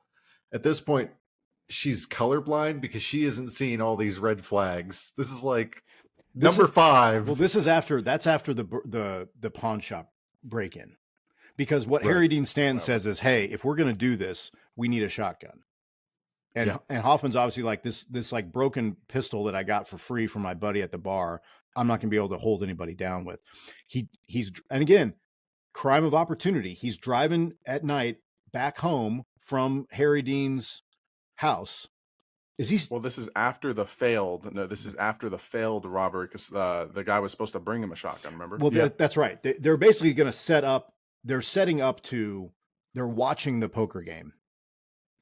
And Mark, I completely forgot this part. You're exactly right. They're waiting for Jack Klompus to show up with the shotgun. He shows up. He doesn't bring anything. And this is where Hoffman, we get another snap. Jack Klompus. Well, he snaps on him because he's like, I didn't bring anything. Sorry, man. and Hoffman like leans into the open car window, and like punches him a bunch of times, and he just flips out. He's like, that was wrong. That was wrong. Greg, this is what I started to see a pattern with Max. With his only here. Right here, it's like I was like, okay, this guy is not stable. He got some impulse The control Car Jitsu's coming back in. Yeah. I think the way that they portrayed this scene in particular, you know, they're staking out the hotel room. You know, there's like anxiety. It's like anxiety inducing because they're just like, hey, we gotta go, you know. And Max is like, fuck it, I'm about to go in there with my little He wants to pistol, do it. two of Yeah. us. He's and still going to let's do it impulsively. And there's like a code, I think, with them to get like they have some kind of composition where they're like, we do not do these kind of gigs without a shotgun. So the shotgun is like portrayed heavily. Great the guy detail. doesn't show up. Great The guy detail. doesn't show up. They're like, all right, fuck it, let's just leave. Or like, let's do it. And then the guy finally pulls up, doesn't have a gun. And Harry Dean I Stanton's so love that. great. He goes, I told you, man, Oh. I'm not doing a fucking poker game without a motherfucking Yeah, shotgun. he's so All right? insistent on it. It's like you can't hold it down without having to like it's just like, and it's like that level of detail, whether it was made up or real, is so cool. It is. And it's another thing where it's like, it's obvious that at some point someone, to your point, either thought, let's include this, or it's been something that Eddie Bunker was like, look, if you're robbing a room of a bunch of people, a shotgun scares more people. You can cover more people. Like that's what it's more enforcement, and we need that here. So Hoffman's like, Greg, you're right. He was going to do it anyway. And Harry Dean's like, no, I'm not doing it. We're not going in. So they basically break off for the night. Hoffman's pissed off, and he sees a pawn shop, a closed pawn shop. He flips a U-turn and takes his tire iron out, and he breaks into, because the pawn shop has, you know, the classic like pawn shop, you know, storefront, the metal fence. Yeah, got the fencing. So he's like, okay, I can't go straight through that room, but the next door is like what was it, like an insurance something, an office building, something agency. Yeah. Yeah. He goes into like it's like a strip mall setup. He goes in, breaks in there, busts through the wall. And he's like so desperate while he's doing this. He's like hammering at the drywall. He gets through it, and it's brick behind it. He's like, shit. But then he just like starts going crazy, finally gets through the brick, and he climbs into the pawn shop. And this is Mark, I think you made such a astute observation about how important the shotgun is. When he crawls in, they're just showing light from the street lamps. He pulls the shotgun off the wall, and he's like caressing it. So this is where I go to my first little statement. He's horny for thieves. I will put the video right here. Okay. Mark, is this your hard moment? This is my he's hard moment, because he fucking he sneakily grabs a shotgun, and then he's like caressing the shit out of it, and he's moaning. I don't think he moans. moans. Watch movies with I don't think he subtitles. Yes, moans. he does. It's in the clip that we just watched. I think he goes. No. It's in the clip that we just watched, but it says grunt. Oh wow! In the subtitle. Well, grunt. If you turn it up, he's going like. But see, to your description, this tool is the key to the next level robbery, which is all he wants. $20,000. Yes. Yeah. And he's rock solid. Yep. He grabs that. He also grabs like a 357 Magnum pistol. And he's also, when he's driving away, they make sure to show him like flipping the chamber open. He's kind of caressing that too. So it's like, this is the gateway to me getting what I want, which is more bigger scores. And then Greg, this is when we get the conversation with Jenny when he comes back, because he's all sweaty and dirty. He's got brick dust all over him. And she's like, where were you? And this is when you're like, oh, she's figuring it out, because she's like, what's going on? And he's like, I had to do some stuff. And she's like, well, what? And he's like, well, I had to break through a wall. She's like, why? And then you get the conversation where he's basically like, look, do you want me to just tell you what's happening here? I jump parole. I'm committing robberies. I'm not going to, I think we got something good here, but if you want me to leave, I'll leave. And if it's too much for you, you tell me, and then you can leave. And they basically come to this agreement where she's like, if it gets too intense, I'm out. And he's like, that's fine. This is another part where it's a business decision at this point. So I know a couple of you fellas are married, or you're in serious relationships. I'm not. Let's just put it out there. But when you come home And what when you come home, what do? Are you like, hey, honey, hey, how's it going? Mm-hmm. Love Mm-hmm. you. He just comes in, walks up to the room, goes, hi. And then Like, and then goes to walks her up- fridge and drinks her milk. Yeah, and just fucking chugs her milk. Dude, he does not fucking care. This is security. She has a house. This is a secure home for him where he can just go and lie low. No one really knows that he's dating this woman. His PO said that, the only thing he told the PO was that she worked at the employment agency. So no one really fucking knows where he's at. And again, this is a business decision. When you're listening to them talk to each other and you're listening to him talk to each other, it's okay, well, you're gonna ride with me and you're not gonna ask me fucking questions and we'll be good. He's definitely prioritizing the things in his life, which is my criminal career is number one. If you want to be a part of it, you can, but I'm not sacrificing crime for you. And she's like, Yeah, okay. he said, I'll leave right now. That he literally said, I'll leave right now. But he positions it like he has no choice. Absolutely. So it does a good job of like, from his perspective, he's like, well, I'm not going to live here and bum off of you. It's like, I got to make money. Now that this has happened, I can't do anything else I can't go get a straight job now. So like, I have no choice. So you have to be okay with this because I'm not going to live off of you. So there's like, he spins but it he a little. Of is though. He totally is, but like he's spinning it in his own mind, maybe, Yeah. and in her head. Like he's being manipulative to one or both of them in the room, and like convincing him, like, I have no choice here. You need to support me in this, or we're out. Mm-hmm. And it's like, And dude, they have, why? like- Which is like double reverse psychology. Like, wait a second, like you're like, this is when I begin to be like, this guy might not be, I'm starting to really, really not like Max. right. My sympathy is like eking away in the minutes that go by at this point, because now The violent outbursts are like, I can't trust this guy, not because he's willing to be violent, but because he can't control it. Right. And the next scene we get, which I think is a cool shot, is looking down the barrel of the shotgun that he's stolen. Dude, cool shot. This scene was awesome. Cool shot. This is the hard moment. This is hard for me. You could have dubbed in music for this scene and made this look so many different ways. For sure. But it's a cool shot, and basically what's happening is he's in Harry Dean Stanton's garage, and Harry Dean is cutting off the stock of the shotgun to make it so that he can conceal it, and he conceals it by basically running it from his the grip is up on his shoulder, and the end of the barrel is down by like his belt line. And so he can wear it under a jacket. I love this shot. Great. Dude, Joe, I love this great. shot where he's like in boxers and like a white undershirt with like loafers on, and he's got the shotgun. He's like, this He's like this walking is gonna around work. like this. This is going to work. They're just like giggling. And they're so excited. so They're pumped. like giddy. They can't wait They're to like, do robberies. this is going to be awesome. They cannot wait to do crime. And This but it's a scene- great this scene. scene was important. It's awesome because you know what the next scene is, Mark, is them walking into the bank, and we already know. We know how Harry Dean's carrying the shotgun, and he's got a coat over it, but you can see that he's kind of got his arm a certain way. And we're like, oh, because of the last scene, I know exactly what's going on here. I know what they're doing. Now, Greg, I will say, I like Hoffman's outfit in this one. He's got that like suede jacket with like the big collar. I like it. It's a big collar. I love the storytelling in this because there's no what's the word for it? Is it juxtaposition or exposition? There's no exposition in this movie. No.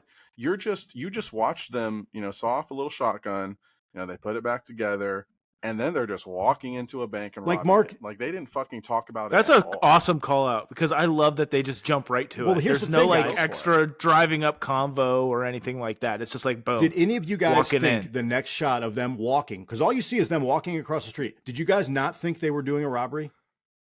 Oh, I You did. know I saw they the are. gun. I saw the shotgun. You Yeah, know. I was like, you okay, I could was like, cool. you could tell they're wearing coats in Southern Yes. California. You're like, these guys are going to rob this place right now. I don't even know where they're going. Yeah. And they walk into the bank and they do a daytime holdup with no masks in a huge, really nice bank.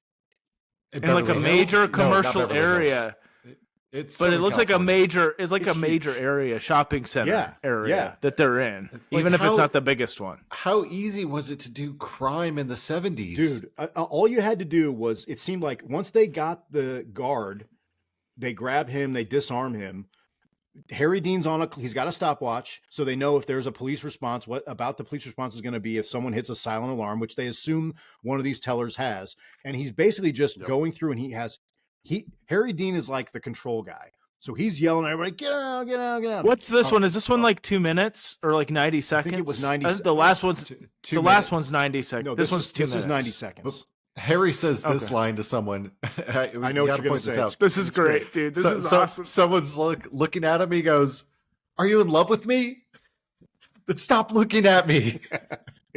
So I'll blow your fucking face off. But this is where we get Hoffman is too greedy. Yes. Because he goes down the line of tellers and he's basically standing over each teller who's sitting at their desk and their drawers open and he's grabbing cash and stuffing it in a bag. And by the time he gets to about the third or fourth left, Harry Dean, who's calling out the time, he's like, let's go. That's it. Come on, come on. And Hoffman doesn't say anything, but he continues to grab the money. And Harry Dean's like, let's go.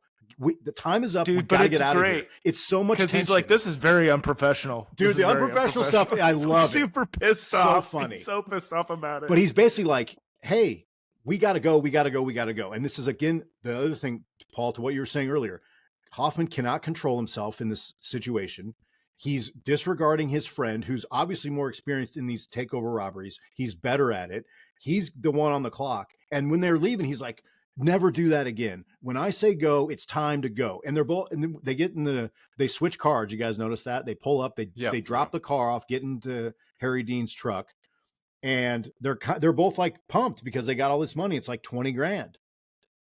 And it wasn't enough. Nope. He was like, you cost me $8,000. He's kind of joking with them, but he's also kind of serious. But he's serious. Yeah. He's like, I'm taking 8K from your cut. You cost me 8K. And then it just flashes right next to the jewelry shop. Great stuff. Where he's they're shopping for like the gaudy jewelry.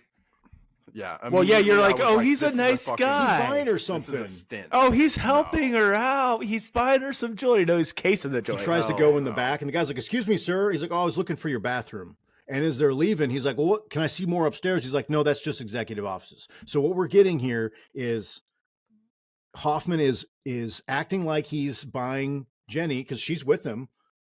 Jenny kind of buys it. She doesn't know that he's casing it, but he's actually just gathering information. And the next scene is we get Harry Dean, and Hoffman has like drawn a little map. We're at Harry Dean's office at his job, and Hoffman is trying to convince him to do this jewelry robbery with him.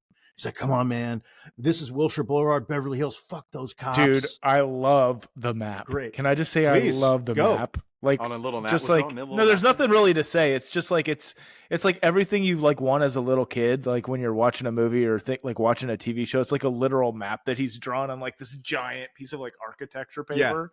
Yeah. Like really serious. Like he really like got a ruler out and everything. And it's just like, and he's explaining it and selling it to him. And Harry Dean's like, I'm not sure. But the turn in this is so great. Well, it's because he's when he starts to be like convinced a little bit. Dude, you see him like start to Harry smile. Dean loves it's so it. great. He needs the hit because he's like, oh, it's Beverly Hills. Harry Dean's like, I don't know, man. Those cops are serious. He's like, what would it take to make you feel comfortable?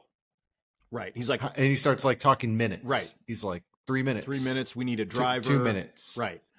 And then he's like, fuck those cops, man. This is Max. Fuck those cops. We don't need them. We can get in and out of there. He's like, don't you want to do it?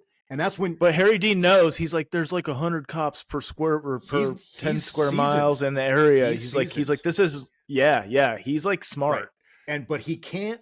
Just like Max, at some point, all these guys that we see in these movies, they can't help, but they want the rush. This is their life. And he's like, at one point, Max kind of like stops, and then it just the camera just goes to Harry Dean, and Max is off to the out of frame, and he's like, "Don't you want to do it? Don't you love it?" And Harry Dean's like, "Yeah." He's like, "Okay, it's great." And it's funny, but it's also it feels so realistic. We're like, this is this guy's life. He wants the rush of doing these crimes. It's like he's like the thought bubble that included his wife is gone. Yep. The nice pool, that all It's that just stuff. popping. He doesn't It's even just care. cash. He's like, Cash. this is my life. Money and adrenaline. This is crazy. Yeah. And so he's like, he brings in Busey. Well, you know what? the driver. Here's what I caught. Here's what I caught though, Greg, is that this time on this rewatch, he tells Harry Dean, from Eddie Bunker's character, he's like, I got this driver from I can't remember Eddie Bunker's character. Let's call him Eddie. He's like, Mickey. He's like, Mickey gave me this guy. But then when they pull up, it's Busey. And he's like, hey, I thought this was supposed to be the other guy, the other driver. And with no time to spare, they're going to do this robbery in like 5 minutes. Hoffman's like, nope, it fell through. This will be fine. This will be fine. And Harry Dean's like, I don't even know this guy, talking about Busey. So already we're like, uh-oh, this isn't good. So they kind of walk through. And this is where you get some great Harry Dean, like in the backseat bitching. He's like, this is super unprofessional. He's like, I don't know this guy. He's wrong. He's like, let's call it off. Yeah. So like it's off on the wrong foot. And Max clearly knew about this before this moment. It's not like he had just called him and it just fell through. Like he probably knew that Harry Dean would back out. Right. So he didn't tell him until they're in the car. This is where the lines blurred for me with like, how much does Max consider this guy a friend? Doesn't care knowing how disciplined this friend of his is, who's done multiple jobs with him, he knew he wouldn't agree to it, so he didn't tell him. Mark, I think this speaks to your manipulation view of Max. This is Max manipulating Jerry, because you're right. He knows that if he was like, hey, I couldn't get this guy, I got a new driver who I know that you don't, who's never driven before for a job. Who's a fucking junkie. Who's a junkie. Oh, Harry Dean's going to be like, I'm not doing this job then. He's out. He would be out. But he gives them no time to spare because they're going right to the jewelry store, which I actually thought this was like crazy, but kind of humorous, because they basically tell Gary Busey, they're like, all right, sit in the back, leave the car running. 3 minutes, you're going to hear the alarm, but we're going to be out. We'll come out the back door and you take off, peel out of here. So he's like, okay, great. He's like super wants to please. Like, oh, of course. It's like excited. Yeah. Right. Yeah, he's right. So they go in and Max. But he like backs into the building. Yeah, he like cracks. Right. And he's like clearly nervous. Yeah. So there's all these little great details. That was a great, that's sorry, but no, go ahead. Great detail. I forgot about that. When they go into the store, they both go in. Max walks to the end of the counter. He's carrying like a big briefcase that he's wearing on a strap over his shoulder. He sets it down, and there's like people. This is again another daytime robbery. There's in the middle of the day. There's people. It's like 10. Yeah, it's packed full of people. There's people that are employees that are helping people. There's customers in there. He sets the satchel down, opens it up, and he gets out like these huge welding gloves and this big pair of motorcycle goggles. And he's putting it on, one of the employees standing next to him, she's like, excuse me, sir, what are you doing? He's like, can you back away, please? And he takes out a hammer and he just smashes he's just going down the row of probably 20 feet worth of display cases. As he's doing this, all I could think was, bro, what are you doing? You are not going to have time to go through all of these cases. For sure. You're breaking too much. For sure.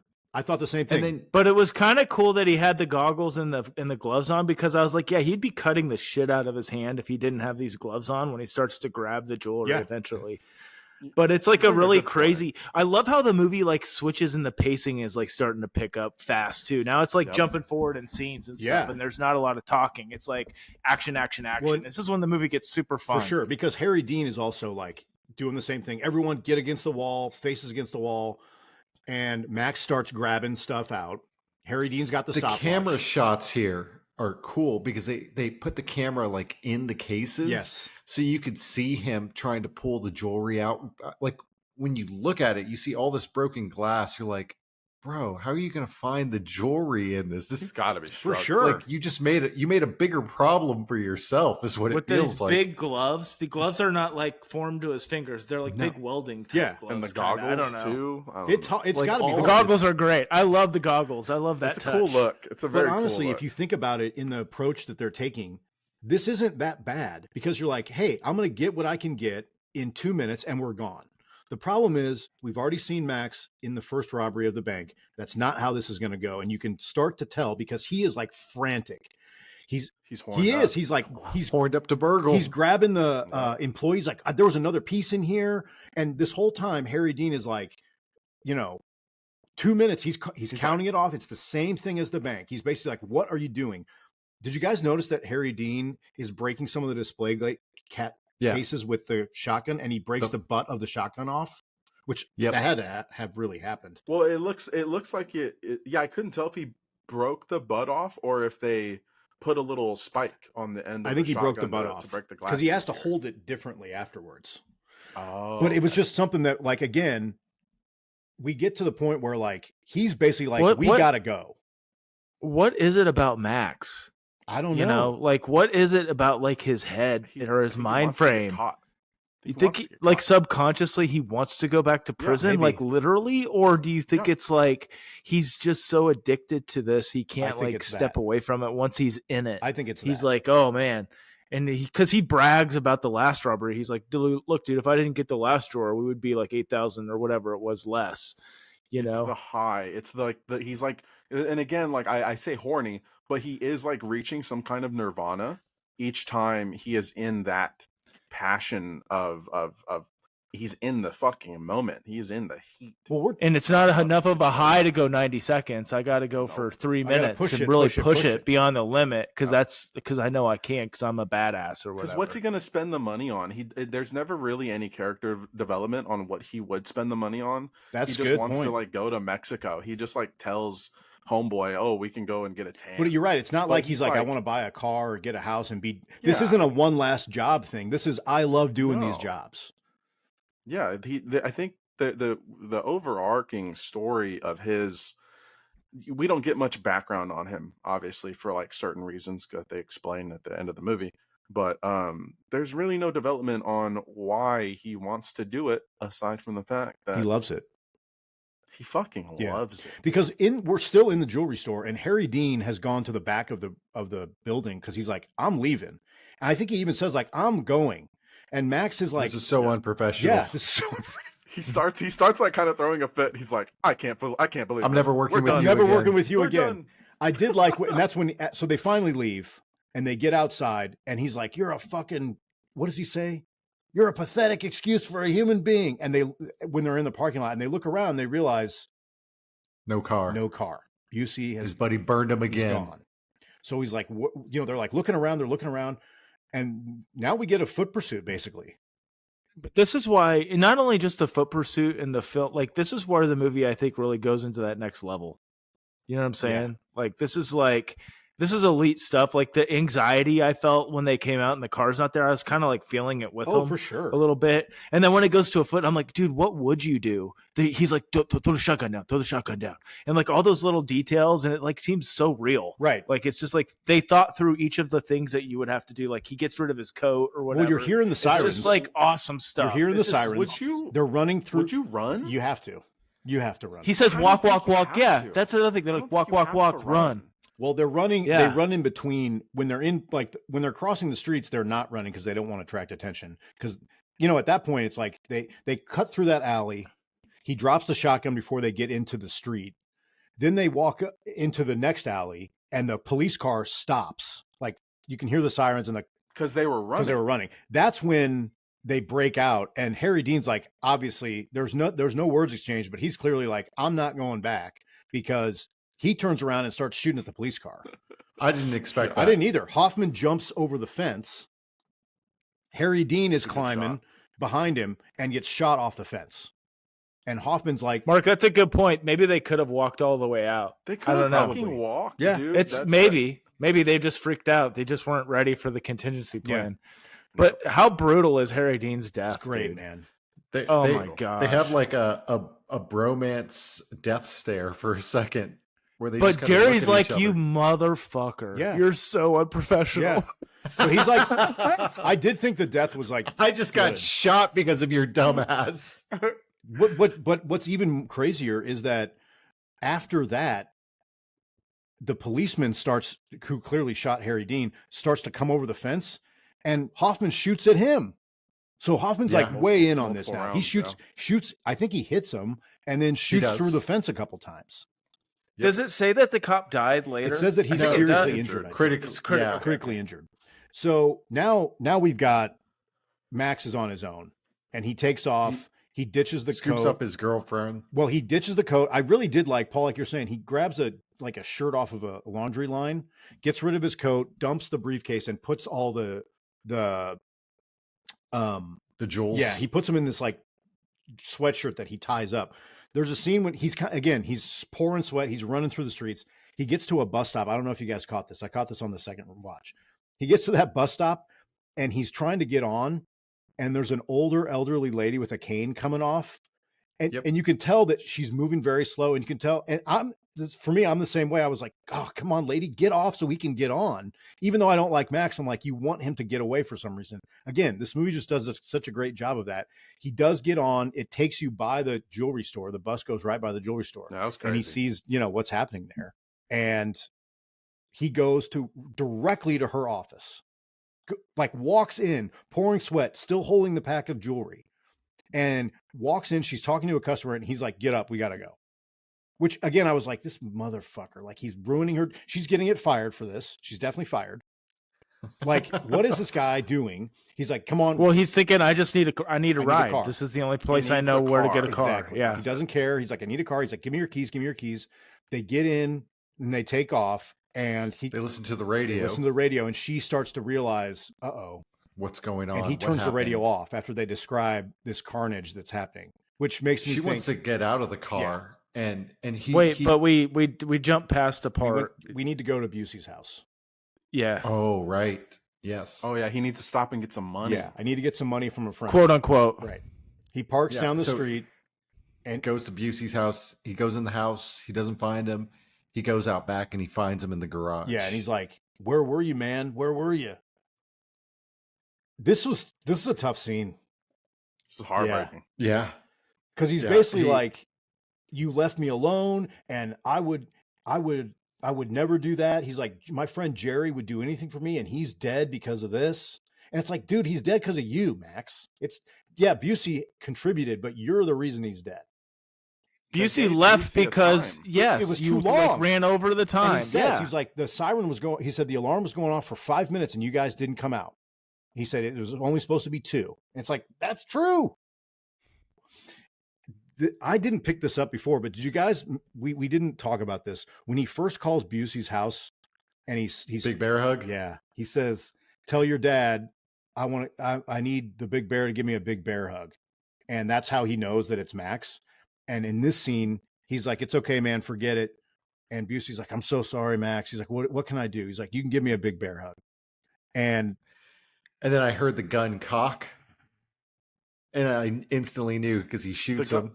The gunshot sound is horrible. Yeah, gunshot sounds horrible. It's the 70s. Terrible. 70s. Yeah. So why did he kill him? I'm glad you mentioned that though, Mark, because I caught on to that too. I was like, that was a horrible gunshot sound. I was like, this kind of took me out. I was like, hold on. Why did he kill him? Though? It was muffled in their shirts. Yeah, there you go. No, it was loud. It was loud as shit. But it sounded like it was a block away. It's like you fire you go.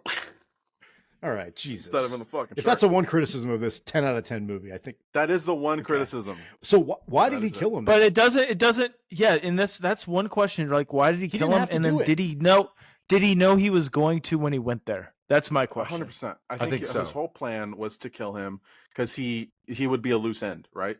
Yep. That's how I took it too.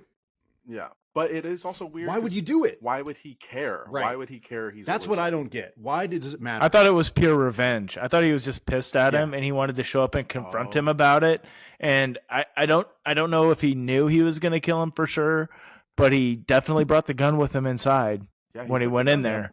And there was no reason for him to go there. So for sure, he's probably would get murder premeditated. 100%. He's getting right. He's getting the death sentence for this. For that, he's getting life or death, whatever. Yeah. And if you're a good LA detective, you're probably putting the pieces together that this guy from the wife, he was involved with this guy. This guy's fucking horny for thievery. He's probably the one who killed my husband. They're gonna know it's Max 100%. Yeah, they're gonna know it's him. So now So they skip town in the car, him and his girl. Yep. In the Mustang, and they're listening to the news report on the radio explaining everything that happened. She's putting it all together, realizing what kind of person he actually is. And she starts saying, "Let me out of the car." And he doesn't want to let her out. She opens the car door and he reaches over and like slams it shut. And she's basically screaming, let him out, let her out. He stops the car. And as he stops, she opens the door. He kind of like pushes her out of the door. Right. Did you see that? Yeah. She runs off, throws up, gets back in the car. They go to driving. They stop at a gas station, and he tells the guy to fill it up and to check the oil. They go inside, and he starts asking the lady at the counter about buses to LA. And in that moment, like instantly, I was like, "Oh, he's going to send her back to LA. He's got what he needed from her." Mhm. Yep. He goes and sits down at the booth, and he starts digging through his jewels, and he finds the watch that they were looking at when he was scoping out the jewelry store, and he sticks it in her purse. And she A- kind of a sees bundle of it. cash. Yeah, she sees it, and she doesn't want it. And she realizes that he's kind of done with her. That he's like, girl, come on, like another red flag. But what are we doing here? She still doesn't want She to still separate from him. wants- No, Yep. she's dumb as She's rocks. like, "Can I come with you?" And he's like, "No." And this is basically the end of the movie. He's getting in the car. He's like, "Take the bus back to LA." And she's like, "But I want to come with you." And he's like, "No." And the camera cuts to him. He's sitting in the car. And I've got a question about this line because I'm not sure exactly what he says. Same. I thought he said, "Because I want to get caught." But I also, wasn't what he sure. says. I wasn't sure if it was I want to get caught or I'm going to get that's caught. the same thing. I thought it was going. I thought it was the same going, thing. I but couldn't tell. Oh, yeah, he said, yeah. In- it is He goes, because I'm going to get caught. Like he knows it's So, coming, is what I I thought. heard but- I'm going to get caught, and the subtitles told me because I want to get caught. Both of them to me are two sides of the same coin, which is he understands where he is in this lifestyle, and either he knows that his fate is already sealed, or he just prefers to be in prison. Like he can't handle life outside if he's not doing crime. I just looked it up and it says that because I want to because I want to get caught. Okay. Which makes it even Wow. makes even more sense. So he drives off into the sunset, and then as the credits come up, we see his mugshot, which I assume is his mugshot from when he's just getting caught. Yeah, where he's got like the beard. I thought that was like the current one. He just got caught from this robbery. Yes. All right, I And- get nerdy on this one. I think that one was 72, which would have been the last time he was shot before Oh. the 6 years came in, and Oh. then It it says goes. the year Then on it goes backwards. Yeah, Oh, I wow. thought the first one was 72. You're probably right. So it's like saying this is, because it was about 6 years before it came out in 78. Okay, so that's definitely his first And- mugshot. The most But recent then it one. goes backwards. Yeah, and we get like what was clearly a picture of him in The Graduate in like the 60s getting caught, and then we get like a juvenile picture, and the juvenile mugshot is where we get the final zoom in on his like eye line. Yeah, it was like 52 Yeah, or something. He's obviously like and 12 whatever or year. something, 14. So what was the movie saying about nature versus nurture, or just the whole recidivism thing? Like, what was the statement being made? Because it seems to be that it was just like insurmountable. Like even Busey got back involved. Like Harry Dean Stanton's character got back involved. Yeah. Hoffman's character, obviously. To me, that's what this is saying, is that what You are what you are. whether or not you're, it almost, when I think about it, it's almost like there's these proclivities that you may have, underlying like tendencies, and once they are touched upon, it's a cycle that you're never getting out of. Like he started this as a child, and he's never going to not be in this cycle of committing crime, getting locked up, getting out, committing crime, getting locked up, getting out. This is it. Hey, I Because gotta- the counter argument is the beginning, where it's kind of like, oh, look how bad he's getting screwed over. And he's like trying. maybe he would have made it if Emmett Walsh wasn't a jerk. Right. But he That's like knows- the other side of it. It kind of presents. Walsh probably knows, though, because we don't know that as the viewer, but Walsh knows that this guy is a lifetime criminal, so he is going to treat him like shit. For sure. You know And what I'm saying? and like he's going and to what do that. and Mark, back to what we talked about at the beginning. What is the first interaction they have is that he doesn't do what he's supposed to do, which is go to the halfway house. Exactly what. So the PO, obviously the PO is a piece of shit, but he has more Yes. reason to treat him like this because he knows exactly where Max is going to Right. end back up. And it's interesting. And he does that. It's interesting to me that because he talks about at one point like his criminal background when they're doing the first interview. He's like, 6 years for burglary, and it's the scale. He's graduating every time to a different, like a higher, Mhm. like obviously he had some juvenile stuff, theft or whatever. He does a burglary, which is a non-violent crime. That's why he went to prison first. He gets out. What does he start doing? Armed robberies. He shoots a policeman and he does a murder. So you're like, he's just like covering the scale of criminal, offenses in a graduated scale as we watch him throughout this movie. And even through it all, at the very end, the last line his girl says to him, even though she knows all this, is, "Will you call me?" That's right. Yeah. I think she needs to lift her standards. I think she's naive. I can't talk about the dating scene in '78, but you can definitely tell that It wasn't great. There weren't many options. Well, I mean, if you look at the divorce rates, from the whatever that happened in the '70s to now, it was pretty high. People were just fucking getting married for the hell of it. But I think it does show that he was a master manipulator. He was very charismatic. He was good with his words. He was very intelligent. So it's not a surprise. I think that it's a girl like this I think it's realistic. would want to. Be I think with it's him. realistic. Yeah, I think it's very realistic. I mean, I think it is the biggest thing I would point to that could stretch credibility about the movie is like, oh my God, like when she shows up at the prison, that's when I was kind of like, in my head, I couldn't help but think like, what are you doing? She wants a criminal, Paul. Like, I think there's something to it's it, like Paul. that. I think there's something to it. I think this is so true to life, which is, how are these guys maintaining this relationship? These guys have relationships like this. Women visit them in prison. Still, sure. to Absolutely. this day. Even after they're convicted, right? Like we hear it all the Absolutely. time Absolutely. with the conjugal, they'll have kids with them and Absolutely. Yes, they'll get There married is something in here. prison. Yeah. I think this is a realistic portrayal. Even though as us well-adjusted adults, we're watching this being like, why is this girl doing this? But there's something And there. it's Theresa Russell, Right. who looks like She's just so like a beautiful. She's amazing in this. like an A-list movie star. She's so amazing. like She's so working at fucking like a pretty. job placement agency in Southern California. I know. Like She's like, That's- my that's- best option is this criminal that just got out of prison. Yeah, that's yesterday. the thing. You'd be like, she could be dating Yeah. the quarterback of the LA Raiders at this point. Like, come on. Well, because it kind of seemed like with her backstory, again, my only flaw with this movie is that we do not get a lot of character development or background. Really, the only development is Mhm. Max. I mean, but he's already developed. But with her, the only thing that she just started that job a week prior. Right. So we don't know. Maybe she's having a hard time. Maybe the employment job isn't like the most prestigious job ever, but she could just be looking for something else. Yep.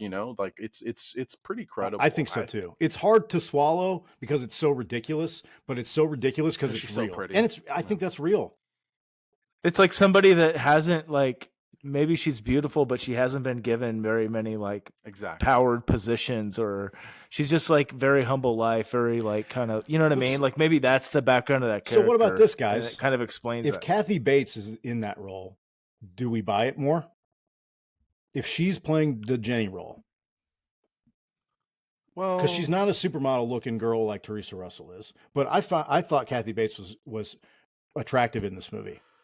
I mean, I'm don't on the get me opposite wrong. side of the Teresa spectrum Russell there. is amazing in the role. Like her performance, She's is incredible. perfect. It's perfect. It's really, I don't know what's wrong with Nothing. it. If there is something Nothing. wrong with it, Are so you saying would it be credible if she was ugly? If she was less of a Right, radiant yeah. performance, I think okay. so. 100, yeah, for sure.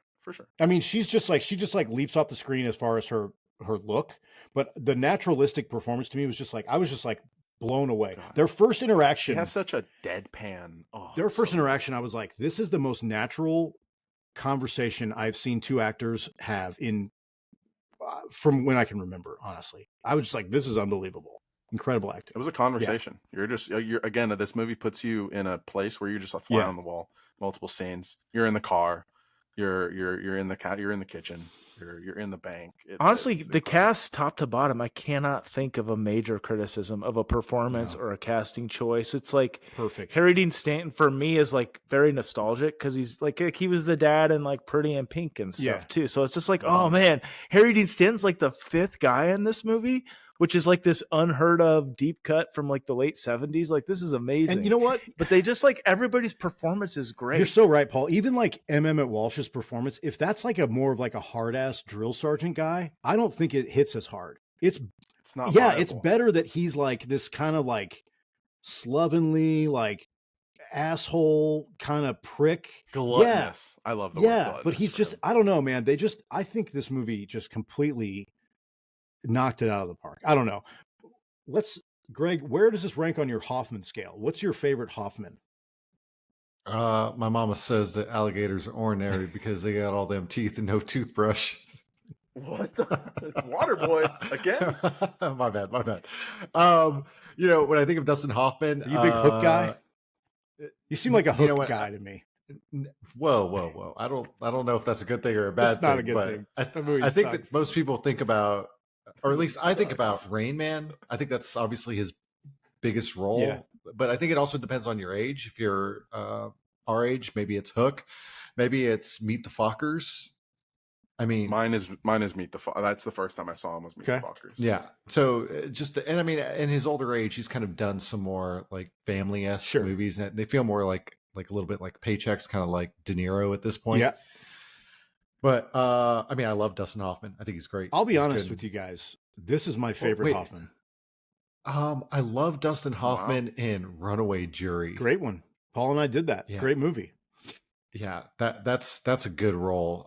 I'm not John Grisham novel. John Grisham. I don't know that this is his best. I think it's hard to top Rain Man. I think that's an incredible performance. I think this is my favorite of his movies, though. He won an Oscar for Kramer vs. Kramer, which the movie's. I don't even like the movie that much. I'm just gonna be honest. I know it's like really well acclaimed. I think it won Best Picture that year, and it's okay. Best Director. I don't. It's all right. There's some questionable stuff in that. But like, I was a Hook guy growing up just because it was Robin Williams in 1991 and I was 9. Sure. So I've saw Hook a lot of times growing up. In the and then Hero was a random one that I like.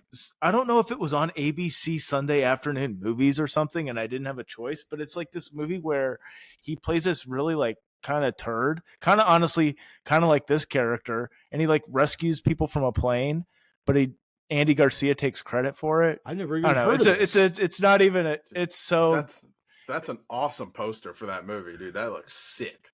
Hero. I mean, it's like, but it's like it's not great.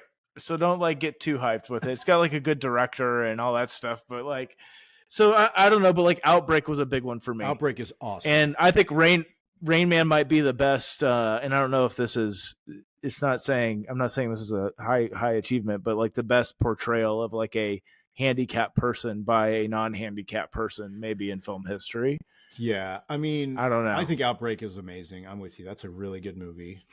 I like him as Shifu in Kung Fu Panda. Kung Fu Panda. Okay.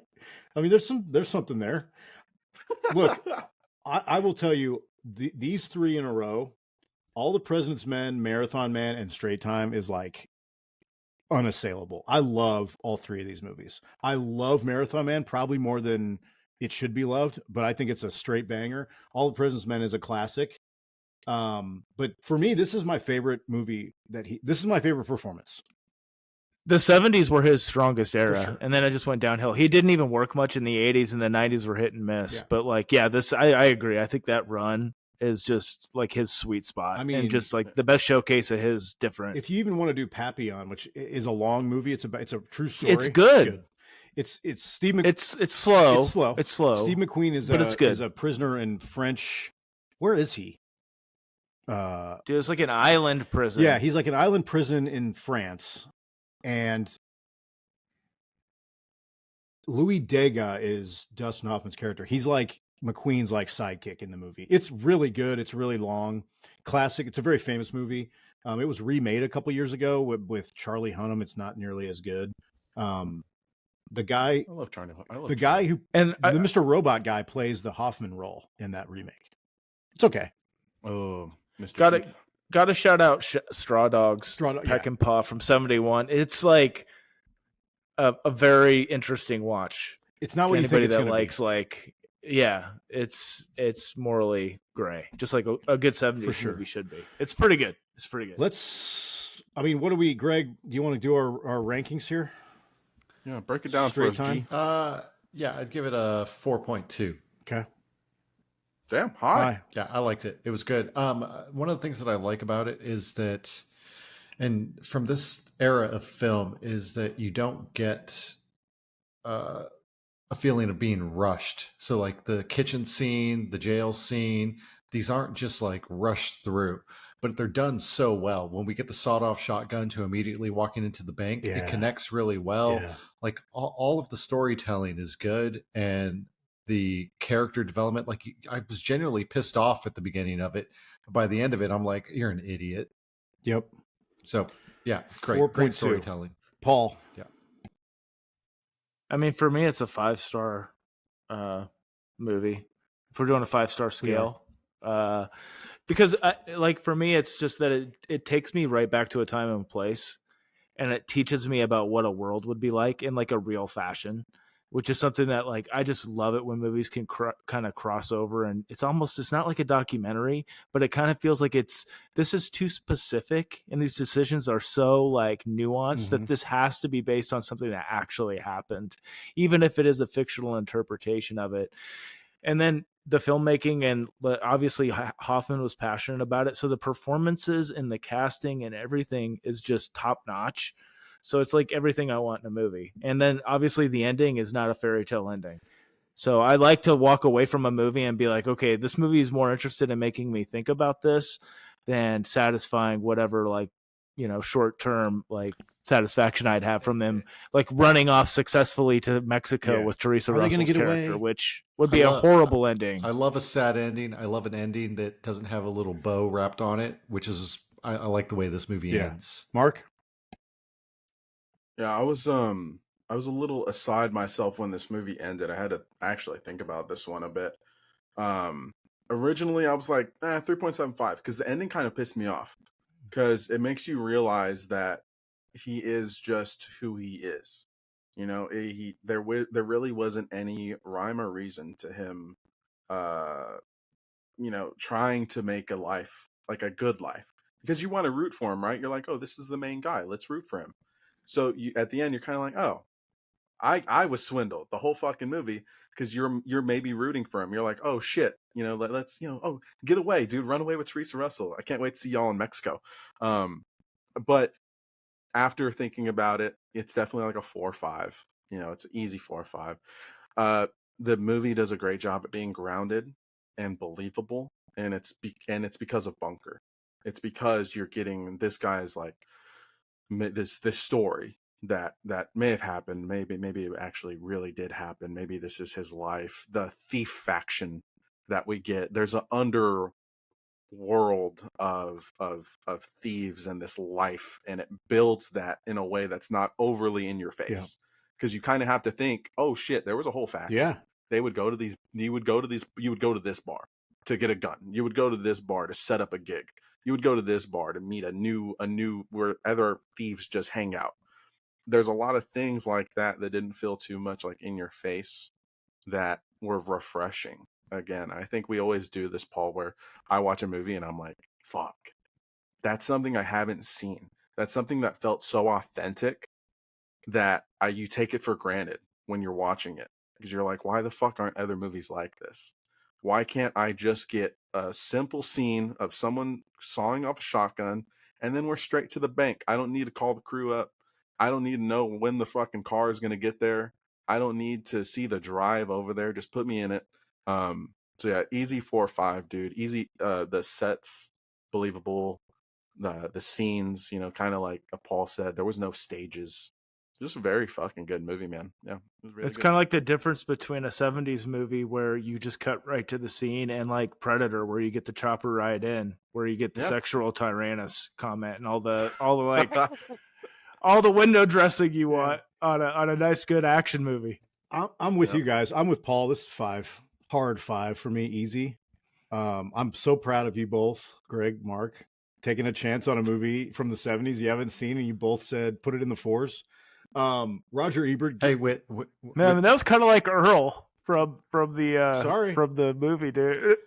I averaged out the scores, and so that equals a 4.67. So that's certifiable prime cut. It's definitely a prime cut.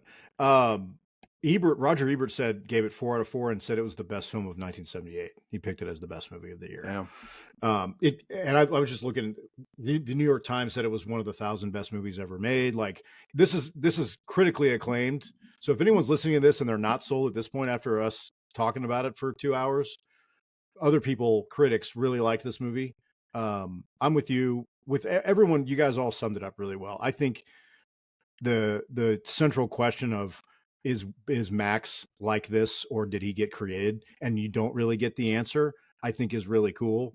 I like how the ending is ambiguous. The Eddie Bunker stuff, Mark, to your point, like makes it even more authentic. The casting is amazing. Theresa Russell is incredible in this movie. It's such a banger. This movie's great. Go watch this movie if you haven't. You can rent it on Amazon. Kathy Bates is so hot. Kathy Bates looks great. She's secret hot. She looks great.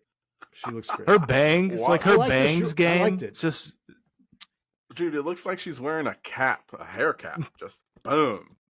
It's like there's like I liked it. Like all the way back. I appreciated it. Nuts, man. Yeah, $3.50 on Amazon. There you go. Paul, thanks for joining us, man. This was fun. We want you back whenever you want to be back. What's our next one, Greg? Is it The Game?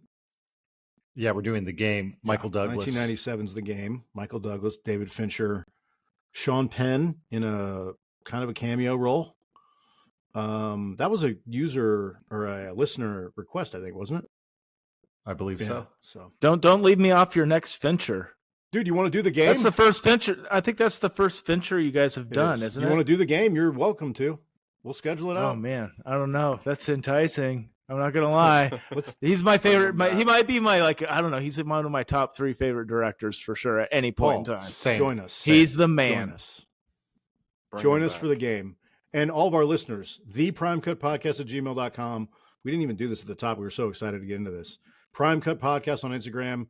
I don't know what our TikTok is, but we are pushing heavy on videos. People have been asking for videos of us. I don't know why people want to watch us talk, but they do. Go to YouTube. Joe likes to zoom in real close on all of them. That's changing. I'm trying to work on that. Go to YouTube, search Prime Cut Podcast, subscribe to us. You'll get pushed to all of our videos. We're putting out short videos. We've got a couple of non-podcast related content that we're putting out. We've done some trailer reactions. We're actually going to drop a reaction to the Superman trailer, the new Superman trailer. Oh yeah. We're going to talk about that for about 10 minutes. We talked about Smashing Machine, Predator Badlands, just stuff like that.